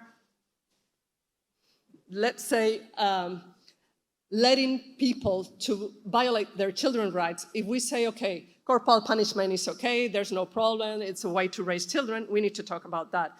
We need to talk about parent and caregiver support, positive parenting. Many of you as social workers work on positive parenting. The safe environment, how we build safe environments for children, how the response and support services that are you, the social service workforce, how we strengthen the response and support services, not just you, but also the other sectors that we say, and the educational life skill, how we link with the education sectors, and finally, income and economic strengthening. Because we have to work also really close with those programs, for example, cash transfers, that during the pandemic grow a lot in the majority of countries. How we are working with that. And the majority of the person that identify the families are the social workers. So we need to be there. Thanks a lot for your time, and we will continue the dialogue. Thank you. Thank you very much, Esther, for that illuminating presentation, and of course, Nicola. 3 things that stick out, and I hope we'll get the responses to the upcoming speakers, is the issue that social service workforce are under-resourced, they are understaffed, and they are unregulated or unsupervised. So let us now hear from Susan. Susan, I hope you're ready. Susan of Zambia, who will give us an insight of what they're doing in Zambia when it comes to budget allocation for the social service workforce. Over to you, Susan. Sorry about that, and good afternoon once again.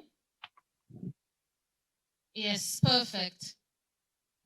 Susan, you have 8 minutes. So Zambia has been conducting an investment case for this is an ongoing study that is being conducted by the Ministry of Community Development and Social Services.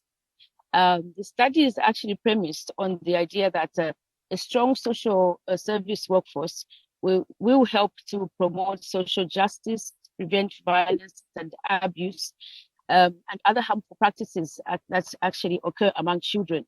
So all in all, it is the backbone. We believe that a strong social service workforce is a backbone of a strong child protection system for Zambia. So the objectives of this study essentially have been to actually estimate the cost of investing in an adequate workforce and to assess the social and economic costs, the impacts of having one and also not having an adequate social service workforce. And then also the study has tried to just estimate and also quantify additional resources that to be required to actually strengthen the social service workforce. By doing this study, we want to make a strong case actually for government to be able to invest even in more recruitment of social service workers. So why the social workforce service workers investment case? Zambia predominantly actually has children. So out of the 19.6 million that was actually given as the current population in 2022 by the census that was conducted, 53% of that are children. And we see a lot of legal and policy instruments that have also called Act of 2022, the Anti-GBV Act, and the Social Workers Act, the Social Workers Association Act of 2022. So we have quite a strong policy and legal framework in place that will require a strong social service workforce to actually deliver all these policies effectively and efficiently. And then by and large also, we have noticed also that the budget for social protection in the country continues to be very low. When we look at some of the core budget that comes in actually from the total of the GDP, I think child protection only has something like 5.4%. So that means that in spite of having all these children predominantly in this population, a very small amount is going also to the budget for child protection. And then the number of social workers that we have also is below par, even to meet the requirements and the demands that these 53% of these children would actually need.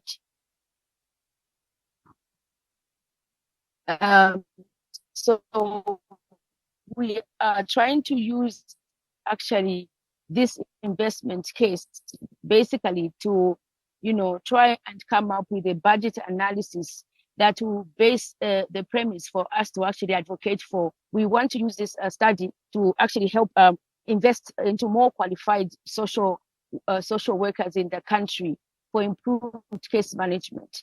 And then also through this case study, we're trying to ensure that, we can build quality service provision even for children, and also strengthen the community level of child protection. Most of the people that's actually working in the communities to help us carry out the work of child protection are community workers who we call community volunteers. So these are just people in the community who volunteer to help governments, bridge that gap that has existed for a long time in the social workforce. So through this case study, our desire also is to ensure that we can strengthen that level of child protection from the community level. Then the other issue has been that through this investment, through this study, we also help to strengthen capacity of other law enforcement workers who primarily work with us to ensure child protection in the country, like the police and the other support stuff like that. So also it is about strengthening linkages. We believe that from this study, we'll be able to also make stronger cases for strengthening linkages with other sectors, like the Ministry of Health and also education. So when we look at the prevailing situation right now currently in Zambia, we at the national level, we have a Directorate of Social Welfare and also a Directorate of Child Department. And then at provincial level, we have the Provincial Social Welfare Office, as well as the Provincial Child Development.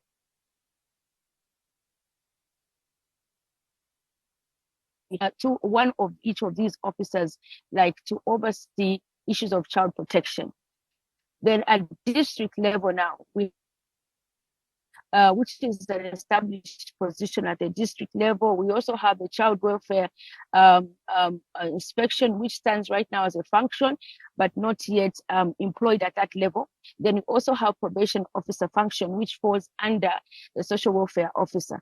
Then also at community level, like I did mention, we have our community volunteers. So that is a kind of scenario that we have currently in the country to look at child protection. So we have two approaches that we'd like to actually use. We're trying to use to see how we can build a case for investment. So we have what we are calling the systematic strengthening scenario. So under this systematic strengthening scenario, broadly this consists of an 8-year period where in year one, we want to start by appointing social protection administrators to relieve the social welfare officers of their responsibility of administering social protection. Because the situation right now on the ground is that our social welfare officers are so much engaged in the non-statutory functions, in the social protection issues like issuance of social cash transfers and other related social assistance programs. So they are overwhelmed by these activities. So our idea is to see how we can employ the social protection administrators to take over those functions, so that these social workers are now freed to actually oversee child protection functions. Then in the second year and in the third year, we're looking at now beginning to fill up the existing vacancies in the ministry, establishment for provincial district social welfare officers and assistant social welfare officers, as well as community development assistants. Then in the fourth year to the eighth year, we want to progressively strengthen the social service workforce through appointing senior local welfare officers at provincial level to provide supportive supervision to the districts. So the total cost of actually doing this using the systematic scenario would be about 5.8 billion, of which about 213 million is the once-off to set up costs like office equipment, office space, and so on. Then the other scenario we're trying to look at is what we are calling the quick win scenario. So the quick win scenario also would take a period of community development assistance immediately from the current 960 to about 2,000 within 3 years. And thereafter, we need to then increase the combined number of provincial and district social welfare officers to about 2,000 over another 3 years, and then increasing the number of assistant social welfare officers to about 4,000 over 3 years. So providing also training to allied professional workers within a 3-year time frame.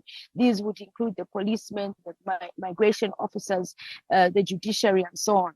And then all the new staff are appointed in the first 3 years of the rollout period, meaning the social workforce, social service workforce staff, the numbers would increase from about 1,432 to about 8,255 in 3 years. And the total cost of doing this using the quick win scenario would be about 217 million, which would be incurred in the first 3 years of this period, and about for 9.9 billion over the 8 years.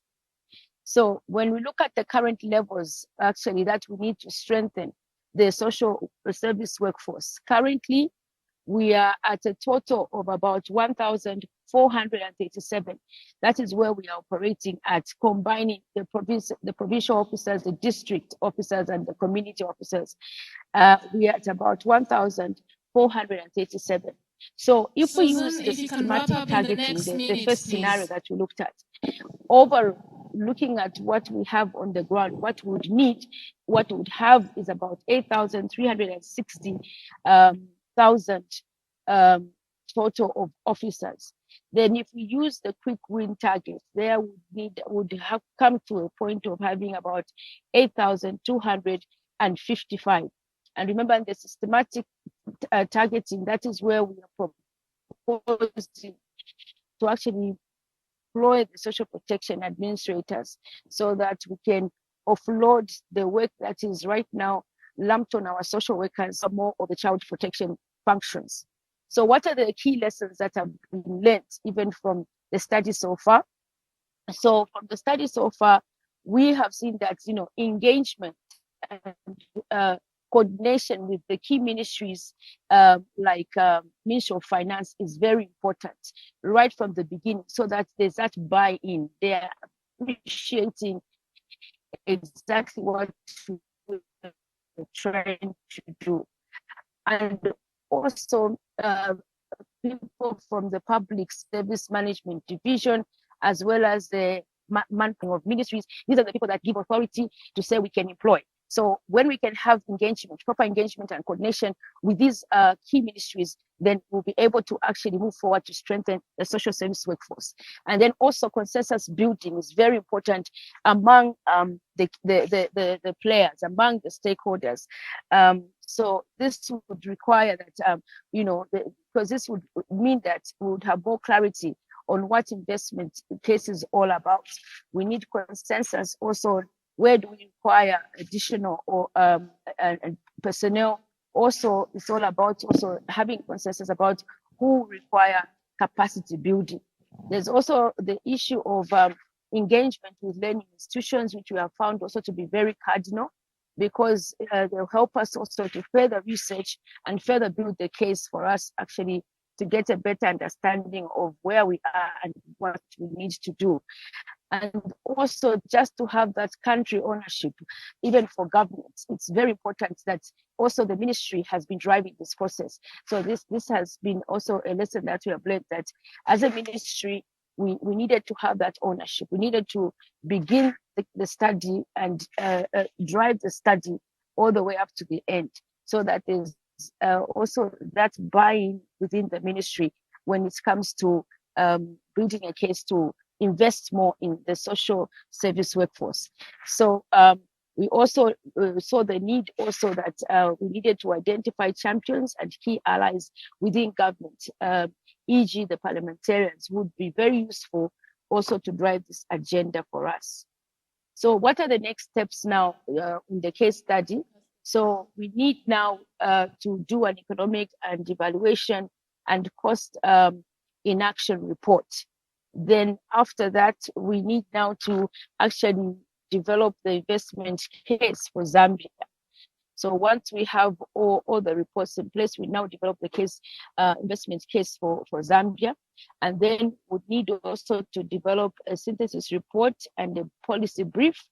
And then after that, we can do the in-country presentation to the key stakeholders. And thereafter, we can now begin to talk with the Ministry of Finance as a ministry to see how best we can move the agenda forward. And this also may call for advocacy even from other partners and other stakeholders that are not within the government lines. Thank you. Susan Msonda, Principal Planning Officer of the Ministry of Community Development and Social Services in Zambia. Thank you. Kerry Neal, I hope you're online, and would like you to come on and tell us what it is that you're doing in Western Central Africa region, based on the regional office, when it comes to the migration of children.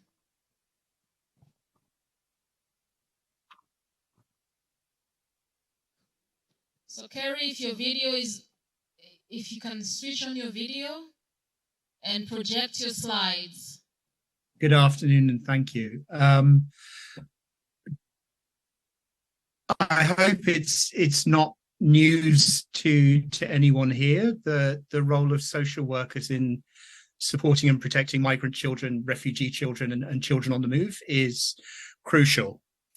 And UNICEF has consistently advocated, and we continue to advocate with our partners, that adequately responding to the needs and the rights of children on the move necessitates strengthening the capacity of the social services workforce.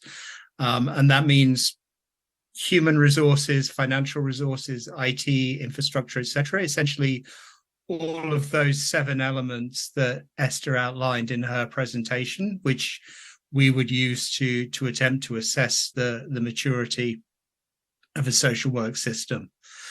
And especially for unaccompanied and separated children on the move, it's going to be social workers who manage and supervise the care and protection of those children, and who act as the primary liaison between the different bodies who will be determining the best course of action for that child. And we find that in all of the models of best practice across the world. I'll just quickly say that within Western Central Africa, the region I'm focusing on at the minute, we have, in a sense, a greater freedom for social workers to be social workers with children on the move, simply because of the freedom of movement regime, the legal architecture on freedom of movement that exists within the West Africa and the ECOWAS region. And because of that, questions of identifying whether or not a child has an asylum claim, what their migratory status is, are not perhaps as at the forefront of organizing the care and protection of that child as they are in other regions. But social workers, and as social workers, are of course primarily responding to the child's vulnerabilities and needs, and particularly as a child who is separated and or unaccompanied. rather than that status as a refugee or migrant. And that should apply even in regions where you don't necessarily have this kind of freedom of movement. And the social workers are focusing on the fact that we have a child without parental or adult care who's in a position of vulnerability and needs protecting and supporting, drawing on the available resources. And from our side, increasing and expanding those available resources, therefore, it's not just a part of enhancing and developing social services and the social services workforce, but of enhancing the capacity of governments to deliver on their migration management policies in a humane and rights-respecting manner. And I think for advocacy, that can be a useful point to make, because often social service workforce can seem abstract, but if we talk about this, helping them to deliver on their commitments and obligations in terms of a rights-based migration management frame, that can sometimes be something that the governments listen to. So Nicholas spoke about the state of and the status of social services workforces in East Africa. Esther also talked about the situation in West Africa. And a similar picture obtains, I think, across the two regions. Some countries have quite well-developed and well-regulated social services workforces, whereas others are just beginning the process of building up a well-regulated social work provision system. And we're supporting that system strengthening work across the West Africa region in a similar manner to some of the interventions that other presenters have outlined. And within that, the provision of social work for migrant children is mainstreamed. And as I'm sure many of you know, West Africa and the Sahel region in particular has for many years been witnessing quite large movements of people, quite frequent movements also.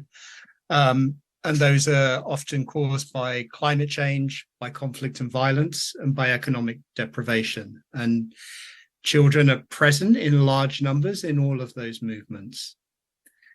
In 6 countries in West Africa in particular, Burkina Faso, Guinea, Mali, Mauritania, Niger, and Nigeria, we've been implementing a program that's specifically targeting those migrant children and supporting partners from government and civil society and expanding the range of services and assistance that they can offer those children, whilst also strengthening the overall capacity of the social services workforce. Now, each of those countries has differing levels of social services workforce development and resources, and they also have large differences in the migratory movements affecting them. So, for example, Nigeria has large-scale internal movements in some regions, but not so much in others. Whereas Niger and Mauritania are experiencing large numbers of refugees from Mali and Burkina Faso. And Niger is also sending some populations to Mauritania from some of the regions in Niger. So it's a complicated movement situation. And as such, the responses have to vary in each country. And I think one of the things that's most impressed me in the last couple of years has been seeing the innovative and creative modalities that social service workforces are coming up with to be able to reach and respond to vulnerable children on the move in these fluid, rapidly changing situations. So, for example, in Mauritania, social workers are being embedded within migrants associations that work in the areas where migrant children congregate, and they've developed flexible ways of providing assistance and reaching out to those children who might be initially reluctant to engage with authorities. And in Burkina Faso, Mali, and Niger, social workers are now operating through mobile teams, which enables them to cover very large territories where a permanent social work presence might not be possible or feasible. And in doing that and in going out to the migrant communities where they're located, that's proving an excellent way of being able to reach migrant children where they are now without needing the children to come to the large population centres. And in Nigeria itself, UNICEF has reached over 1,000 people including displaced children, through outreach conducted through social services on violence prevention. So overall, in the 2 years between 2021 and 23, we've managed to provide support and protection through social services to about 34,000 children on the move. And just under 4,000 were provided with assistance in tracing and reunifying with their families. And that point on tracing and reunification, it picks up on something that Nicola was saying earlier regarding case management and information crossing borders. And I think this is one of the main areas that we're now focusing on, which is supporting national social services systems to maintain and upgrade their data collection and case management software, and ideally to start being able to share that information across borders. Because migrant children, by definition, they will have moved, they are moving, they're probably going to move again. And that case management information needs to be able to move and to follow them to other professionals. And I mean, just one thing I will say is if you speak to children on the move, often one of the reasons that they will give for not approaching social services or not approaching some form of assistance in their destination country, aside from fear of being defined as an illegal migrant and having to leave, but it's also the fact that they will have to answer the same questions about the same things to a new person. And so if we can find means of allowing that information to pass along, so that really all a child has to do is identify his or herself to social services, and they will be able to access the case management of their colleagues in other countries, that would be a big advance. So across the West Africa region, and I think across Africa as a whole, we're working with governments to enhance their child protection information management systems and strengthen those mechanisms for information sharing and transfer, bearing in mind all of the protections that need to be in place around that, to be able to support return, settlement, or forward movement in a rights-based manner. So, I mean, just quickly to summarize, social services, they're central to a rights-based response and an effective response to children on the move. We're not advocating to create new structures, but talking about increased investment in the existing social work system as the most effective way to allow for those responses to take place, and also encouraging that adaptation and creativity on the part of social workers as the people who are best placed to identify what will and will not work for these children on the move, and developing and supporting that information sharing mechanism is a priority for us. Thank you.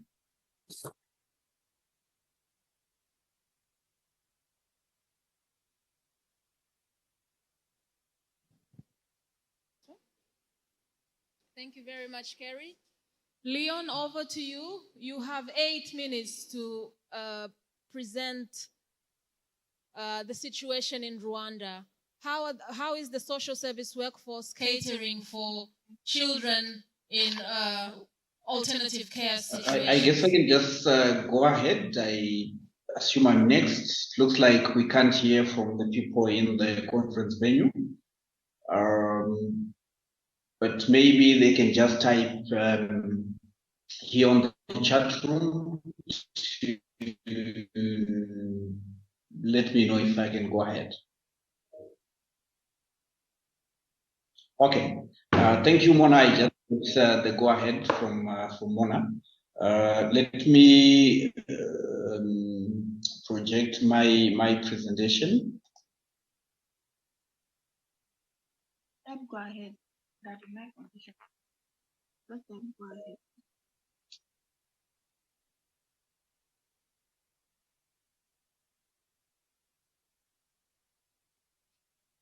Okay.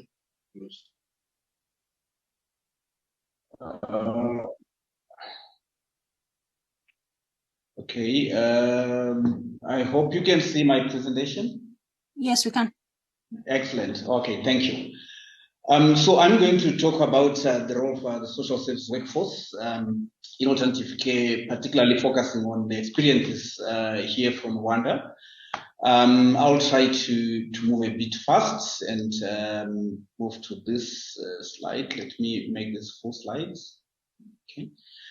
So basically, I think here in Rwanda, when we look at the childcare reform process, we cannot talk about childcare reform without mention of the social services workforce. This has been an intricate relationship between rolling out, alternative care and at the same time development of the social services workforce, which has now grown to be the child protection overall workforce. So I will not go into the different types of professions that we generally include in social service workforce. I think this is something that most people are aware of, but I've just highlighted the social workers in line with the conflict that is underway. But to emphasize that social service workforce is critical for effective alternative care, and at the same time, social a well-developed alternative care system is of critical importance to the social service workforce when it comes to the range of options that become available to them when they want to place children or when they are faced with children who are in need of care. It's also important to mention the critical role of the social service workforce when it comes. Sorry, I think someone with on Galaxy A12, if you can mute, that would be helpful.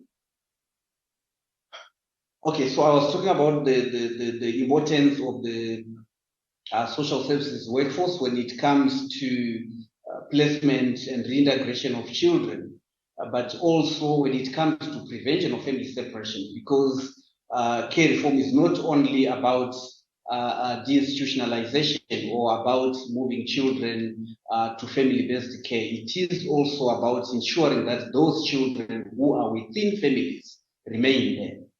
And how to get to that kind of situation is we need the social service workforce. We need either the social workers or the community workforce that provide that link with the families and support the families and ensure that children will remain within families. But also when we bring children to any form of alternative care, we need the social service workforce to provide that ongoing support to ensure that there is no renewed separation, or that the children who have been placed reintegrate fully and are able to thrive within the family setting. Right. When it comes to the experience of Rwanda, childcare reform started in 2012 with the passing of the National Strategy for Childcare Reform by the government of Rwanda, and that has sort of opened up a more structured over time development of a very strong alternative care system in the country. And that journey has had the social services workforce at the center of it, particularly in leading and managing case management of children identified in institutional care and placed back in family-based care. And this also is seen sort of supporting preventive activities that the social services workforce play, particularly the social workers at the district working with community-based child protection workforce, who have that closer interaction with families and ensuring that they keep in touch and in contact with families to prevent any new family separation. They also play a critical role, particularly when you look at the social workers and other workers at the statutory level who work closely with the community-based workforce in as far as supporting and mentoring and supervising the community workforce. I mean, we have just seen the presentation from Zambia where they're doing the investment case, which will increase the number of social services workers available to children and families. We have not yet done that in Rwanda, and certainly for us to reach the entire population in Rwanda of children and of families, we will not be able to do that with the professional workers alone, but we need the community workforce and the support of the professional workers in supportive supervision and in supporting the sort of community follow-up and family visitation role that the community workforce play. They also play a critical role when it comes to coordination of child protection services at the district level, and also supporting other district stakeholders in child care and protection, including training, including coordination at district and upwards, but also supporting community level coordination that is supported by the community workforce. And I've just put this snapshot on the side based on 2021 data, but essentially to show the representation of children in different forms of alternative care and the importance of having a well developed and supported workforce to be able to provide ongoing support across this range of alternative care options. Here I'm going to talk about the sort of progression of the development of the social service workforce in Rwanda and how this is key and of primary importance to child care reform. So from 2012, with the strategy for child care reform, development, both in terms of numbers, but also in terms of skills and capacity of the social services workforce. So 2013, UNICEF and government developed what is known as the Tubarere Mumriango program, which means let's raise children and families. Where 68 professionals were engaged, particularly made up of social workers and psychologists, half social workers, half psychologists, and initially placed in residential care institutions to support with identification, preparation, and placement of children in family care. And coming to 2016, an important milestone was the development of the community cadre known as the Inchuzumuriango, or just call them ISU, which means Friends of the Family. So these are 2 per village, 1 man, 1 woman. So in every village in Rwanda, there are 2 community workforce who work closely with the social workers and psychologists in reaching children and families.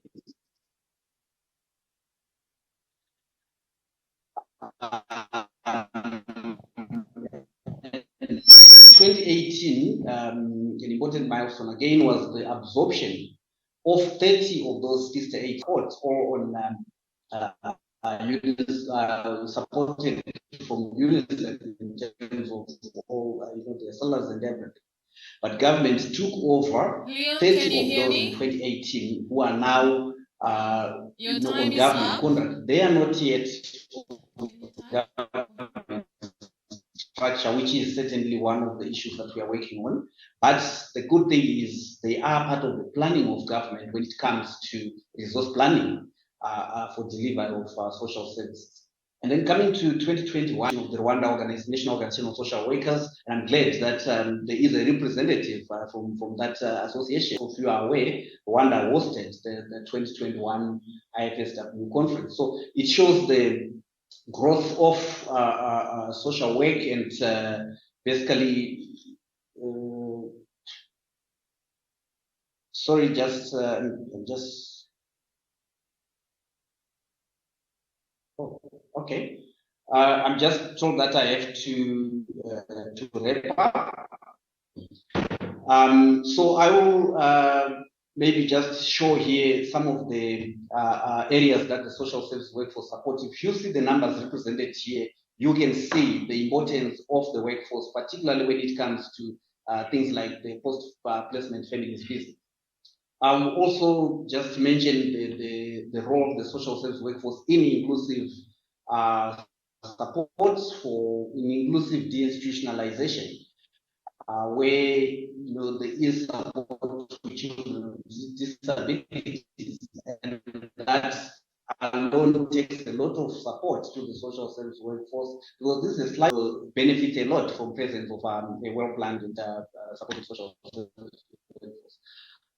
This is part of what the community workforce does. Basically, they support families, they support prevention of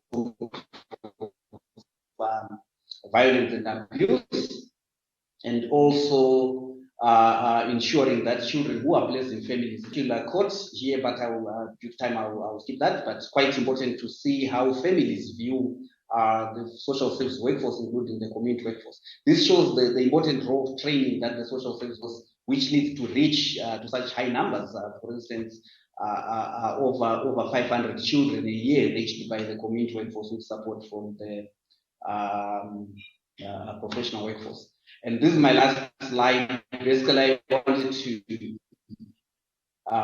emphasize here the importance of recognition that we are facing here. They are not on government structure, and as a result, do not have legal identity.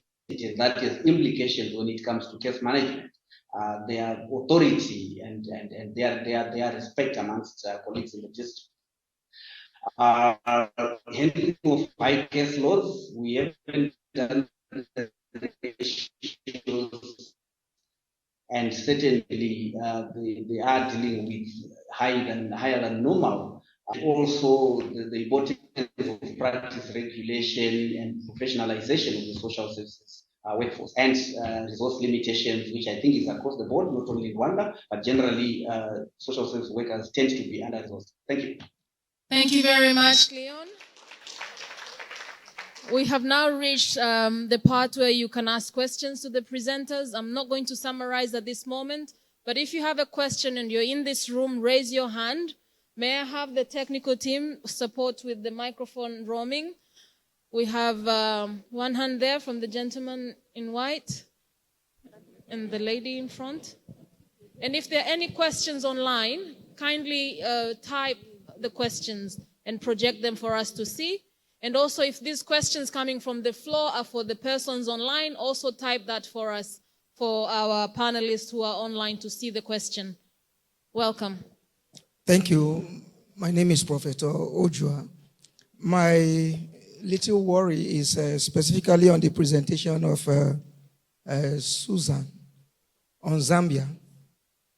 Yeah, I saw from the presentation the efforts in terms of investments and all that, and strengthening the social workforce, I think, begins with building capacity in terms of training, and it is those that we train, we build their capacity, then can now dovetail into manifesting in terms of practice. And in one of the slides, she mentioned the fact that at a point you are going to relieve the social workers because they have another phase of assignment and recruit others to take their responsibility. And my worry is that in the entire presentation, there's no collaborative efforts or statement made that they have collaborated with certain institutions, organizations, and all that to train, even though only 12 approved schools in the entire Zambia, to train individuals with a total population of 520 workers. I think is grossly insufficient. And before you build a capacity, and that's why that particular country probably is where it is, because the training force is probably inadequate. My question now is that what is the level of arrangements, what is the level of collaboration and the efforts done in Zambia in order to improve the training, build the capacity in order also to manifest in terms of the workforce? Okay. The lady can go first. It's really interesting. Just a comment on Zambia. I was just telling the professor here that Zambia is smaller than Lagos. And Lagos has 2 institutions of social work. And Zambia has 12. So you have to think about it in terms of population. So just be aware that Zambia is smaller than Lagos. There's only 19 million, less than 20 million people in the whole of Zambia. So I think it's important to have the context of, the kind of issues that they're looking at. I'm interested that UNICEF has been working with strengthening social services since 2014. And my question is, how many social workers are now working for UNICEF? Because if they're talking about strengthening social workers, I would like to know how many, we also want numbers, how many social workers are actually now working for UNICEF? I think it is a fair question because we are talking about strengthening social work, social service workforce, and if we've identified that they are so important, I think that's the question I have. And my name is Ann Stans, and I'm a social worker. The room, we have Professor here at the back. Okay. Please. I'm on the floor now. Chair, can I proceed? Okay, so my name's Amonga. I'm coming from Zambia. And my comment is anchored on the theme of our conference, which is emerging social problems in Africa and the response that social workers are putting up. So my question goes like this. What would be your reaction to the assertion that one of the emerging problems in Africa, including Nigeria, is that we have sacrificed resilience of families and societies in the guise of protecting children's rights? This question is coming because there is this narrative that is being run that the children that we are raising today are actually not very resilient to deal with the challenges that come in our societies because obviously we are babying them too much.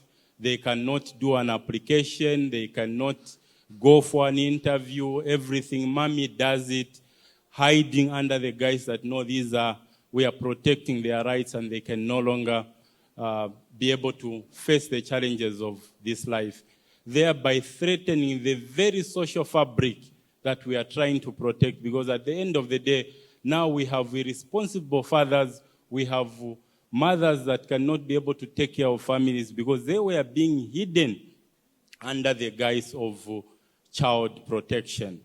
I also want to make a comment on how do you deal with the issues of cultural impediments in your interventions as UNICEF? Because some of the challenges that you have are actually anchored on the cultural values of the people that you are serving. And when you bring a solution, you actually come in conflict with the very culture that the people you are serving actually embrace. How do you deal with such situations? I thank you.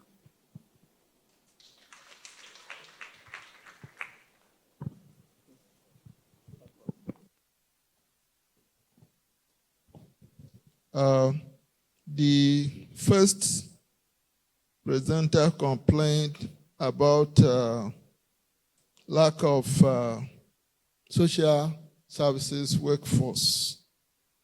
The second presenter, Ms. Rose, provided a solution to that. She said that supporting the social services workforce could be the way out. developing and supporting could be the way out. And I think that UNICEF has not been doing anything in the area of training of people on programs that are very necessary for child development and protection. For example, I've not heard of UNICEF supporting or giving scholarships to those who are specializing in the area of family, child development, youth development.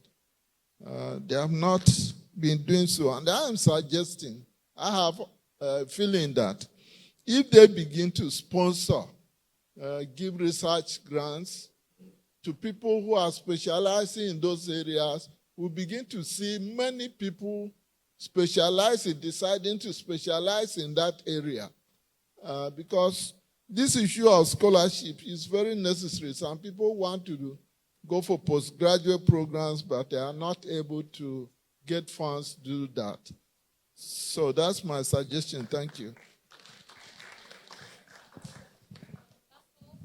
Questions for now. I'm now going to request the panelists that are in the room to respond, but also for us to complement some of the responses that we have.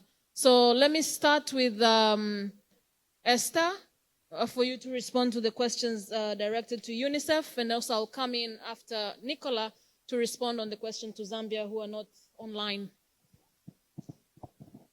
I know also Ibrahim from UNICEF Nigeria will complement. I don't know if you want to start. Yeah, I think I could start. Thank you so much from our colleague from Malawi. If you look in terms of the cooperation agreement between UNICEF and governments, we are not there to substitute the state. We're here to support the efforts of government based upon a very clear and distinct area of collaboration. So, one, we don't have programs. We support the programs of government. Two, we don't have social workers. We support government to really strengthen its capacity to have social workers. So it is not our own due mandate in terms of having a parallel system that really works.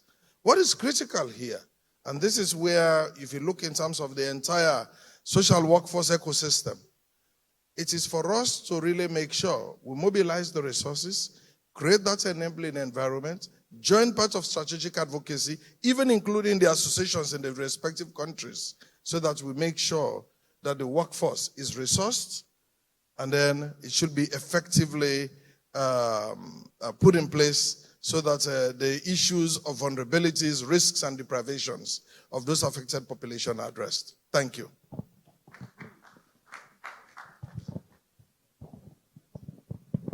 Thanks a lot.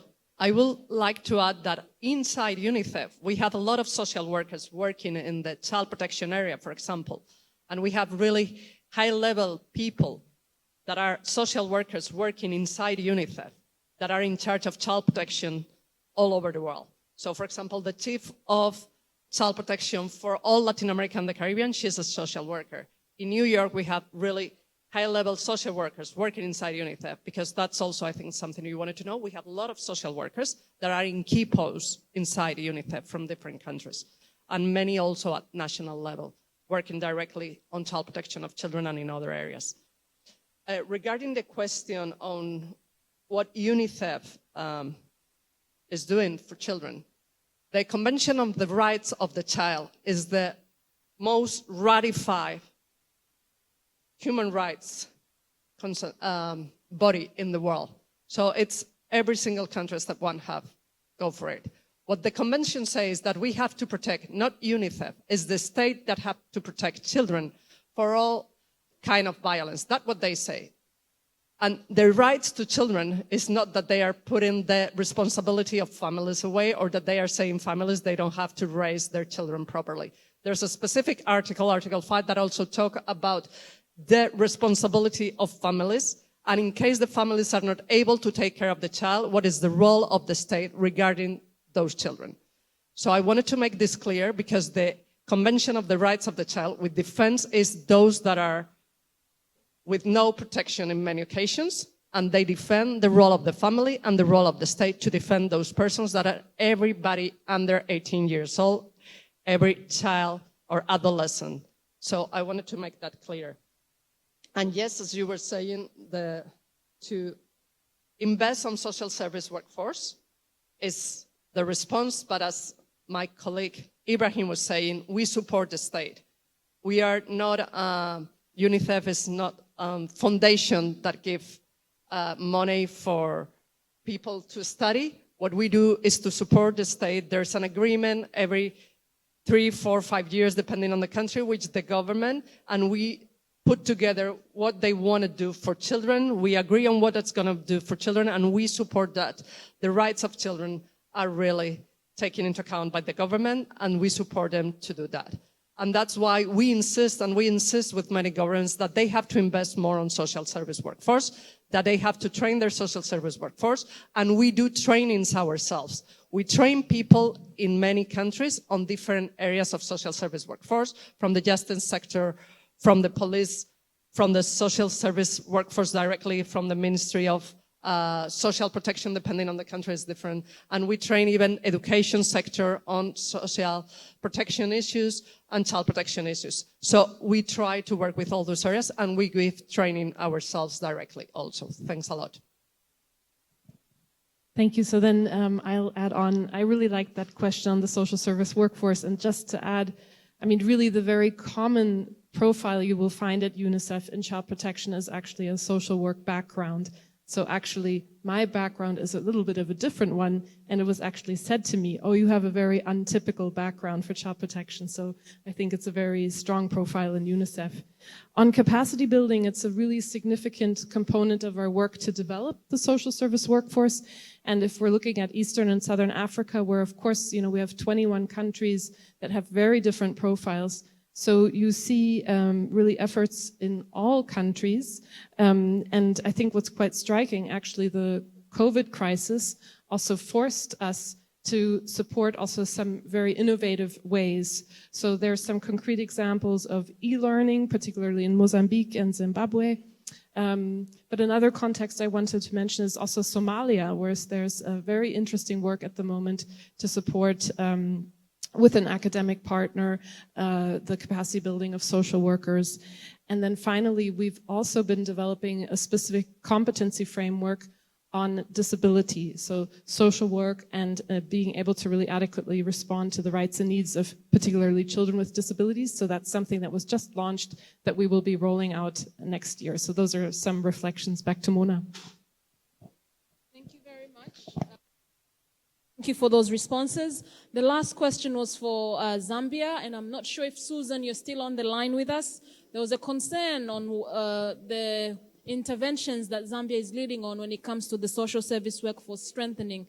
You talked a bit more about investments and assessments that you have done. And the question was, what about capacity building? You know, and this is what is very critical for the workforce to deliver their mandate. Susan, if you're on the line, please use 2 minutes and respond. Thank you for that. In terms of capacity building, I think it's been something actually we have actually invested quite substantially in, even as a ministry.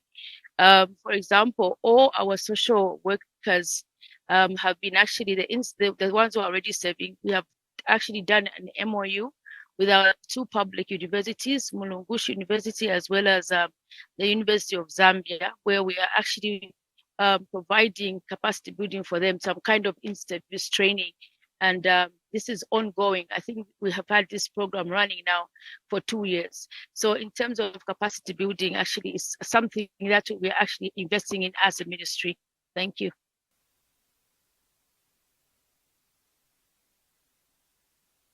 Yeah, panelists for excellent interventions. What I'd like to conclude is that we've seen that the social service workforce has multiple roles, from prevention and response to violence, abuse, neglect, exploitation, children in mixed movement, and the list goes on. And in addition, in some countries, the workforce is also responsible for administering the cash transfers to households that are identified as having economic vulnerability. But with all of that, we've also taken note on the importance of capacity building alongside the implementation of the legal and policy frameworks. So capacity building cannot be overemphasized, and not only for the pre-service workforce, but also those already in service, to have routine and, regular trainings to sharpen their skills to deliver their roles and responsibilities. So with that, I want to thank you all very much. Thank you for your patience. We are way over time today, but it's been an exciting, very informative day, and I hope you have learned one or two things that are new, like the way I have. So with that, I thank you all, and I wish you a very good evening. If there are any announcements, let me now pass the floor to the initial facilitators. Over to you, Godwin. Thank you. Thank you very much. Can we put our hands together for this panel, please? I guess for those of you who stayed till the end, it's been worthwhile. Like I said before this panel, children appear to be the most vulnerable, and whatever efforts we put in place to really support and deliver preventive and responsive services to them cannot really be overlooked. So thank you very much for being with us up till this point. We didn't plan to stay this late, but circumstances have made it possible. Now, if we start early tomorrow, we end early. So I'll appeal that we come on time tomorrow. For anybody who has not collected their materials, come early, do it before the session starts so it does not interrupt the session that we are going into. Thank you very much. Let me then invite my compared to really give us any housekeeping announcements. In fact, when he came and was out, I didn't recognize him because he has changed his outfit. I thought he was an imposter, but I looked at him and then the glasses and I realized what him. Thank you very much for being a very supportive audience today, and we continue tomorrow. But let's hear the announcements. Thank you very much. I'd like to congratulate all of us for today's event, for the success of it. And first and foremost, I would like to apologize for some of the, messed up today. Is because, in my village, I'm a Bekwara man, they said, first akara where they go pot, no they come well. That is to say, today is the beginning of the event, and it's expected, the number of people who expected, they'll shoot the number today. So we are really sorry about that. But we are very optimistic and sure, and I promise you that tomorrow's event is going to be one of the best. Expect the best.